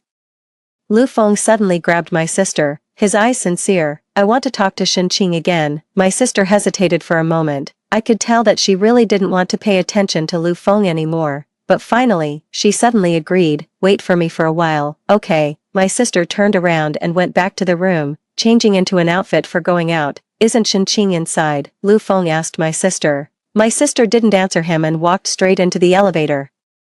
Lu Feng still followed behind my sister. 10. My sister parked the car in the suburbs. Lu Feng got out of the car angrily and questioned my sister. What are you doing bringing me here? Even if I did have some shortcomings in how I treated Shenqing, it doesn't mean you can play tricks on me like this. My sister rarely even bothered to reply. She turned around and walked directly into a small path. I knew that this was the place where my sister buried me, and my parents were also buried here. I saw Lu Feng following my sister angrily. I thought that with his personality, he would turn around and leave. My sister's footsteps stopped in front of a tomb. Fortunately, once during the spring festival, Lu Feng took time out of his busy schedule to accompany me to offer sacrifices to my parents, so he should remember this place. Why did you bring me to your parents' gravesite? Lu Feng didn't finish his sentence. Because he saw my tombstone. My name was written on the tombstone. There was also a black and white photo of me when I was alive on it. He was like suddenly turned to stone, staring closely at my tombstone, as if he couldn't believe what he saw. He was confirming over and over again whether it was really my name on the tombstone, whether I was really dead or not. I saw that his eyes suddenly seemed to turn red, unexpectedly. They turned red rather scarily. I was very indifferent. My sister was also very indifferent. Crocodile tears were never worthy of sympathy. I don't believe it, Lu Feng suddenly said firmly. Did Shenqing deliberately play tricks on me? Did you deliberately use this method to take revenge on me? How could a perfectly healthy person die just like that? Who would curse themselves like this? Lu Feng, don't you know what kind of person Shenqing is? She has been afraid of causing trouble to others since she was a child. Could she play a prank? What's more, even if she's dead, she can't take revenge on you, right? But why did she die? Lu Feng still didn't believe it. Why? My sister sneered, probably thinking of the tragic scene when I died. Tears flowed down uncontrollably. Half a year ago, weren't you going to celebrate Lin Wanwan's birthday? Shenqing had a car accident when she went out that day. No, it can't be. Lu Feng shook his head. His emotions were on the verge of collapsing little by little. I didn't receive the news. I didn't receive the news of her car accident, Lu Feng said loudly, because you didn't answer her call. My sister was also angry. In the end, she called me. She said she was going to die, and she told me not to be sad and not to bother you. My sister covered her face. The painful memories made her sob uncontrollably. Lu Feng became completely stunned. He looked at my tomb and then at my sister's breakdown. I saw his body trembling uncontrollably. Was it fear of the dead, or was it that he was also a little bit sad because of my death? Until the moment Shenqing died, she was still thinking of you. She was afraid of affecting your life. But what were you doing? You were singing the birthday song with Lin Wanwan, my sister said while crying. She really felt it was unfair for me, very unfair. Actually, I wasn't that great, perhaps before. I did sacrifice a lot for Lu Feng without any complaints or regrets, but the last call I made to my sister wasn't because I was afraid of affecting him. I really didn't want to have any more involvement with him. With a bang sound, I saw Lu Feng kneeling straight in front of my tombstone. The hard floor made a huge noise. My sister looked up at Lu Feng, looking at his heartbroken appearance. There was only sarcasm in her eyes. Who are you showing this look to? The person is already dead.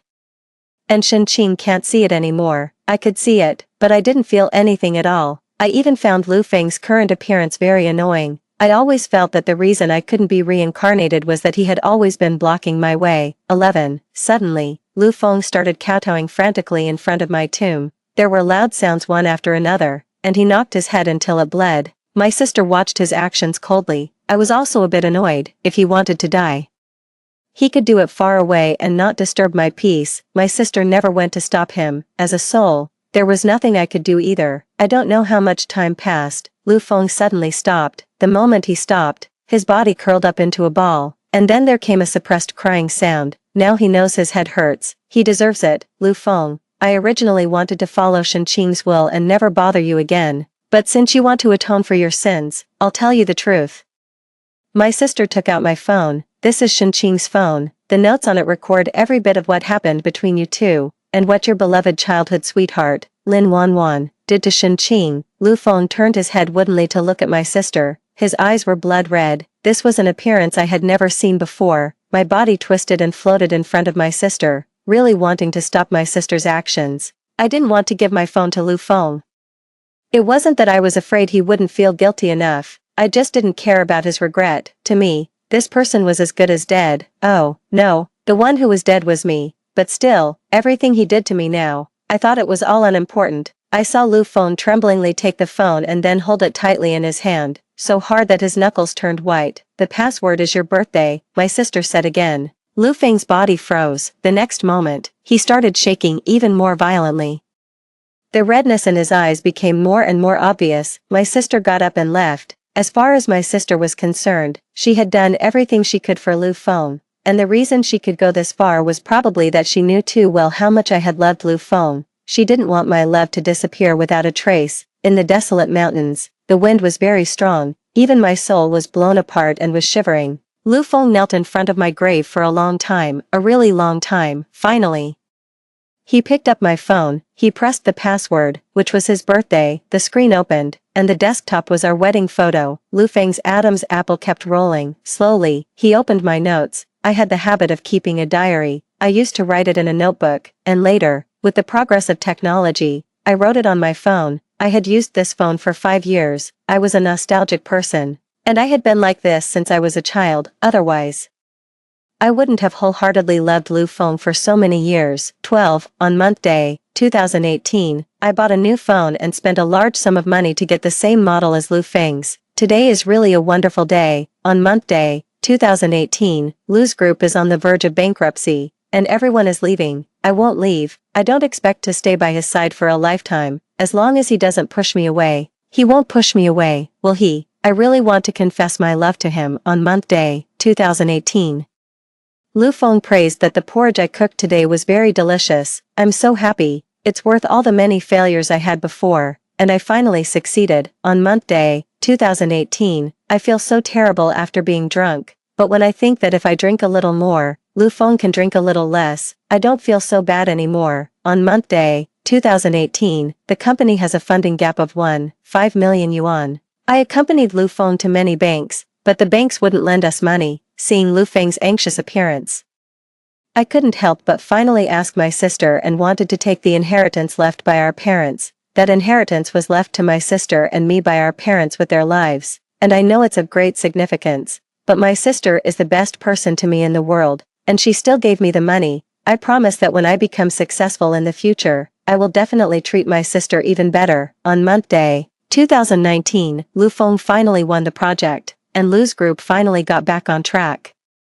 Lu Feng took me to celebrate together, and we drank a lot of wine. He said he was very grateful to me for always staying by his side and for all my efforts for him. We got together. I think I'm the happiest woman in the world. On month day, 2019, I met Lu Feng's childhood sweetheart, Lin Wanwan. Today, she is really beautiful, fair, and gentle. What should I do? I seem to be a little jealous of her. I think Lu Feng is being a bit too nice to her. On month day, 2019, Lu Feng suddenly brought up the matter of getting married. I was actually a bit flattered. He said his parents were urging him, and we had been dating for a year. I thought about it and agreed without much consideration. Anyway, in this life, except for him, I never thought of marrying anyone else. On month day, 2020.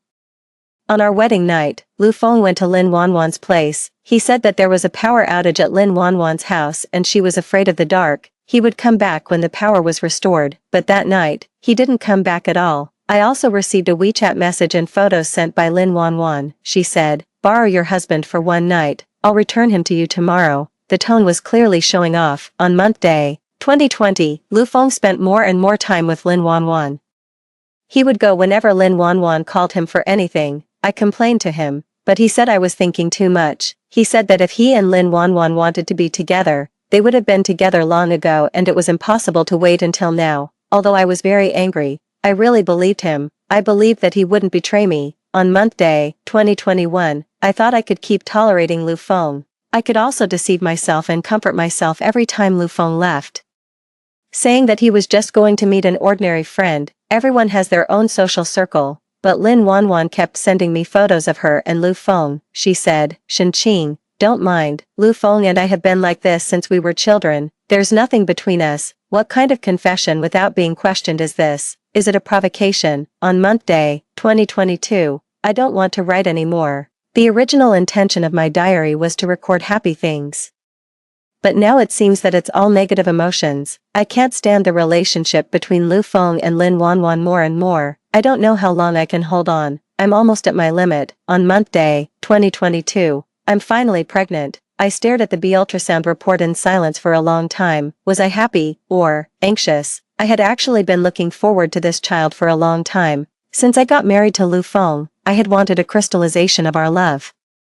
But the doctor said I was too thin to get pregnant, so I turned my sadness into an appetite. I vented all my dissatisfaction with Lu Feng and Lin Wanwan on eating. Hard work pays off. After more than 2 years of effort, I finally got a good result, but at this moment, I wasn't as happy as I thought I would be. I didn't even know if Lu Feng would be happy. I had said many times that I wanted a child, but his reaction was always very indifferent. Would he dislike this child because of Lin Wanwan? Would he distance himself from Lin Wanwan because of the child? Could we return to an ordinary and happy family because of this child? 13. My notes ended on that day. After all, I died after that day. I watched as big tears fell from Lu Feng's eyes onto the screen of my phone. Was it guilt? Was it regret? But what's the use? I really didn't feel anything at all. "Sorry," Lu Feng suddenly said. His voice was extremely hoarse. "Go away." I tried my best, but I still couldn't shout out. I really wanted to tell him not to be so hypocritical. I not only have no feelings for you anymore, but I also never thought of forgiving you. I didn't know you were pregnant. If I had known, that day, Lu Feng couldn't go on. Probably he himself didn't know whether he would still go to see Lin Wanwan even if he knew I was pregnant. After all, how important Lin Wanwan was. Lu Feng covered his chest in pain. Probably his stomachache flared up again. He curled up and fell in front of my grave. It was getting darker and darker. Lu Feng's phone suddenly rang. His body moved a bit. If he hadn't moved, I would have thought he was dead too. He took out his phone. It was Lin Wanwan calling. He answered it. Hello, Feng, where are you? I think I'm being followed. I'm at home and I'm too scared to go out. Can you come to my house? I'm so afraid. Lin Wanwan's crying voice came from the other end. Okay, Lu Feng agreed immediately. I really laughed again. Under the evening breeze, I laughed most extravagantly. Was this his confession? It was truly deeply touching. I watched as Lu Feng stood up from the ground. His stomach didn't seem to hurt anymore, and he became completely calm. He drove directly to Lin Wanwan's house. The door opened. Lin Wanwan showed her innocent and lovely smile. Feng, you're finally here. I was scared to death. As she spoke, she deliberately nestled into Lu Feng's arms. Lu Feng pushed her away. I didn't see anyone around your house. Is that so? Maybe they left because I didn't come out. Lin Wanwan made up an excuse casually. Anyway, no matter how lame the reason was, Lu Feng would believe it. Feng, come here. I cooked porridge for you. Weren't you having a stomachache? I heard that porridge can nourish the stomach. Lin Wanwan said, flattering. Lu Feng was pulled by Lin Wanwan's coquetry and sat at the dining table in her house. Then she served a bowl of porridge. Try it. I cooked it myself, Lin Wanwan said with anticipation on her face. Suddenly, her eyes paused. Feng, what's wrong with your forehead? Why is it swollen and bleeding? Did you just notice? Lu Feng asked sarcastically. The light was too dim just now. What exactly happened to you? Lin Wanwan asked with eagerness and concern. It's nothing. He picked up the bowl of porridge in front of him and took a bite. After eating it, there was no trace of emotional fluctuation on his face. And it was impossible to tell what the porridge tasted like. Is it delicious? Lin Wanwan asked expectantly. Have you tried it? Lu Feng asked her. No, I just wanted you to have it, Lin Wanwan said coquettishly. Is that so? Lu Feng put down his chopsticks and there was a sarcastic smile on his lips again. Isn't it good? Lin Wanwan also seemed to notice that Lu Feng was acting strange today. Lin Wanwan quickly took a bite herself. As soon as she ate it, she almost vomited, with a bitter face. She said, I'm so stupid. I put monosodium glutamate instead of salt. I can't cook at all. I'm all thumbs. Who can cook right from the start? Lu Feng asked Lin Wanwan, as if asking himself, are you angry? The porridge Shenqing cooked was always just right, Lu Feng said, muttering to himself. She should have tasted it again and again before giving it to me. 14. When Lin Wanwan heard Lu Feng mention me, her face clearly turned sour. Feng, what's wrong with you today? I feel like you're acting strange. You never used to compare me with Shenqing before. You know I've never suffered since I was a child. How can I be like Shenqing? She doesn't even have parents, Lin Wanwan said very aggrievedly, but Lu Feng looked at her with increasingly unfamiliar eyes. Yes. Shenqing didn't have parents, but I never cherished her properly. Feng, what's wrong with you? Did you quarrel with Shenqing today? Did Shenqing threaten you? Lin Wanwan said angrily. Do you like me? Lu Feng suddenly asked her. Lin Wanwan was taken aback and a bit surprised. She probably didn't expect Lu Feng to ask her such a question suddenly. In the past 6 months, as I followed Lu Feng around, I really didn't hear Lu Feng take the initiative to mention the so-called feelings between them. Now that I'm dead, is he finally deciding to take that step without any scruples? I watched as Lin Wanwan became shy. Blushing, she whispered, Feng, all these years I thought you knew my feelings for you. So you do like me? Lu Feng confirmed. Yes, I've always liked you. Otherwise, I wouldn't care so much about you and everything. As soon as I heard you had a stomachache, I learned to cook porridge for you, even though it didn't turn out well. If I didn't like you, I wouldn't have sold my car and house to help you. Because you like me, you tried every means to destroy the relationship between me and Shenqing, right? Lu Feng sneered. I didn't. I've always respected your relationship with Shenqing, so I've never crossed the line, Lin Wanwan said a bit flustered. Did Shenqing deliberately say something to you? Do you start not to believe me? You said you sold your car and house to help me. Then do you remember which day you transferred the money to me? Lu Feng questioned. How could I remember something so long ago? How much was the specific amount? More than 1 million yuan, Lin Wanwan's eyes flickered. I gave you all the money at that time. Lin Wanwan let out a frightened scream, because at this moment, Lu Feng suddenly stood up from the chair and grabbed Lin Wanwan's neck. You're still lying to me. Let me go. I didn't lie to you, Lu Feng, let me go. Lin Wanwan's face turned red, and there was only fear in her eyes. The 1.5 million yuan emergency fund I received back then was given to me by Shenqing, Lu Feng said through gritted teeth. His hand gripping Lin Wanwan's neck was exerting more and more force. Let me go. Lin Wanwan was so scared that tears streamed down her face. Her hands fumbled frantically with the things on the dining table. She grabbed the bowl of porridge that Lu Feng had just eaten and without hesitation, smashed the bowl on Lu Feng's head. Lu Feng's body tensed up. Taking the opportunity, Lin Wanwan pushed Lu Feng away with all her strength. There was blood all over Lu Feng's head. Lin Wanwan shrieked, Lu Feng, are you crazy tonight? Lu Feng's eyes were completely red, and there was a murderous look in his eyes. He asked her in a trembling voice, why did you lie to me? Why?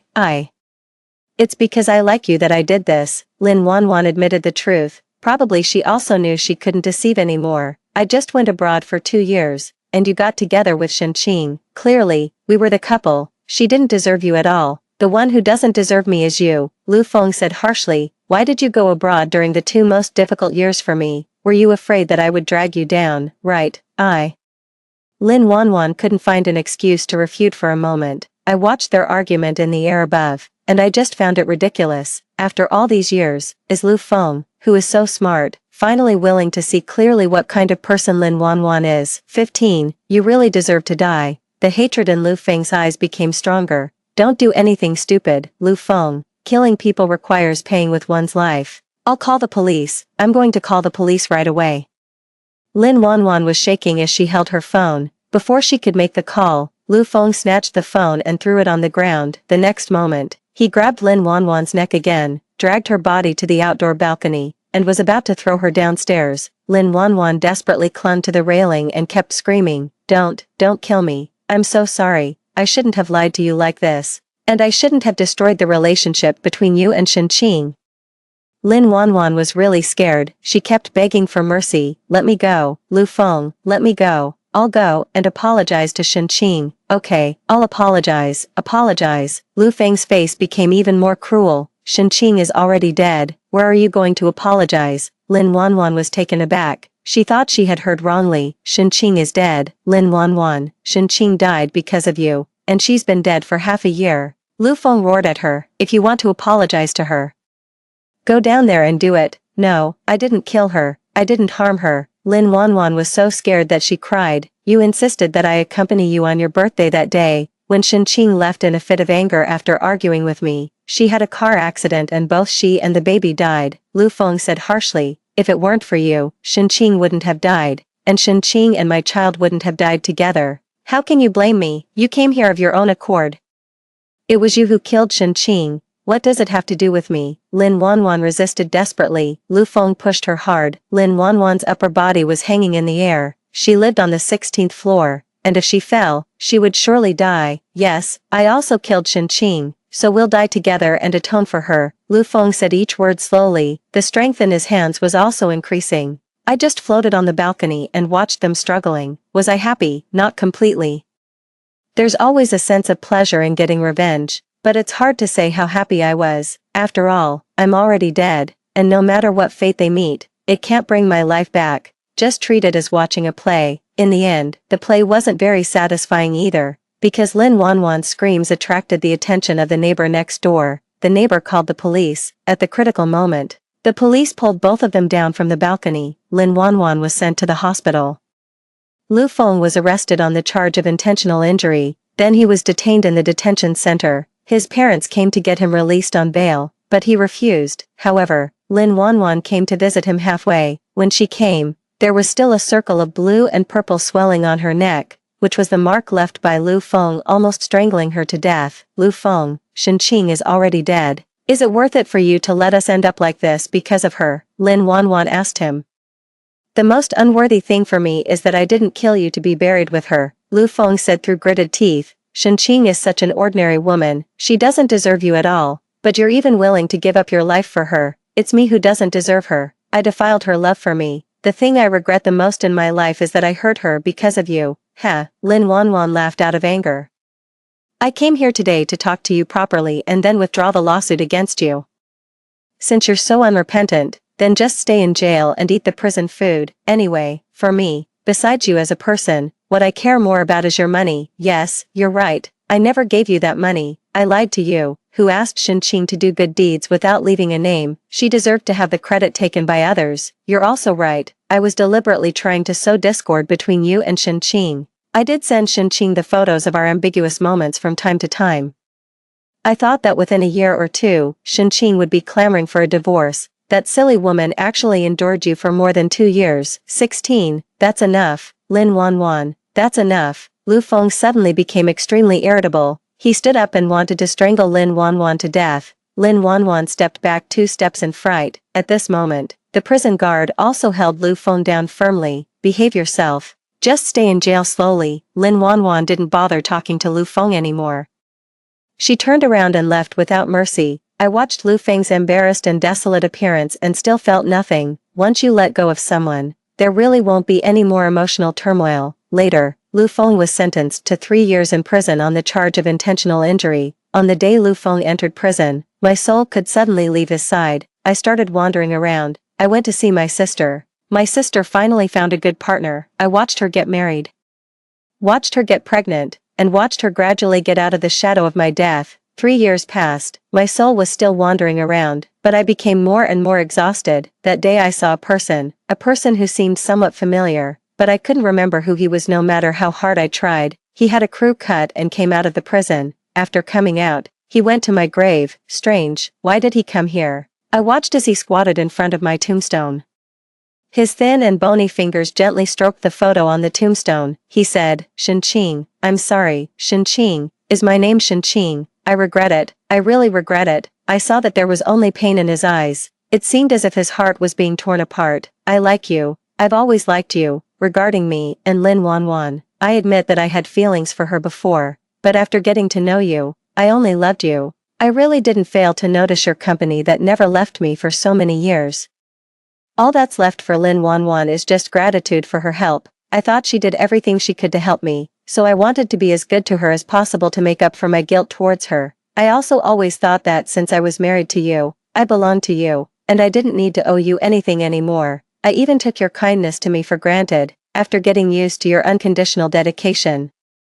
I forgot that you also have feelings and that you would be sad because of my neglect of you. As he spoke, he started crying, then he covered his chest tightly with his hands. It seemed that the pain was excruciating. After a long time, he said self-deprecatingly, what's the use of saying all these things now? You're dead, you're already dead, I'll never see you again. Shinqing, I miss you so much, I really miss you. He cried in front of my tombstone for a long time. When he finally left, he said, I'll come to accompany you soon. I didn't know what he meant, but I still inexplicably followed him. I watched as he drove a car and parked it on a street. A day passed. Suddenly, he stepped on the gas pedal and rushed out. With a bang sound, a woman was directly knocked flying by him. Her body was sent flying several meters away, unrecognizable, and bleeding profusely. His car also crashed hard into the railing beside it, and the entire front of the car was deformed.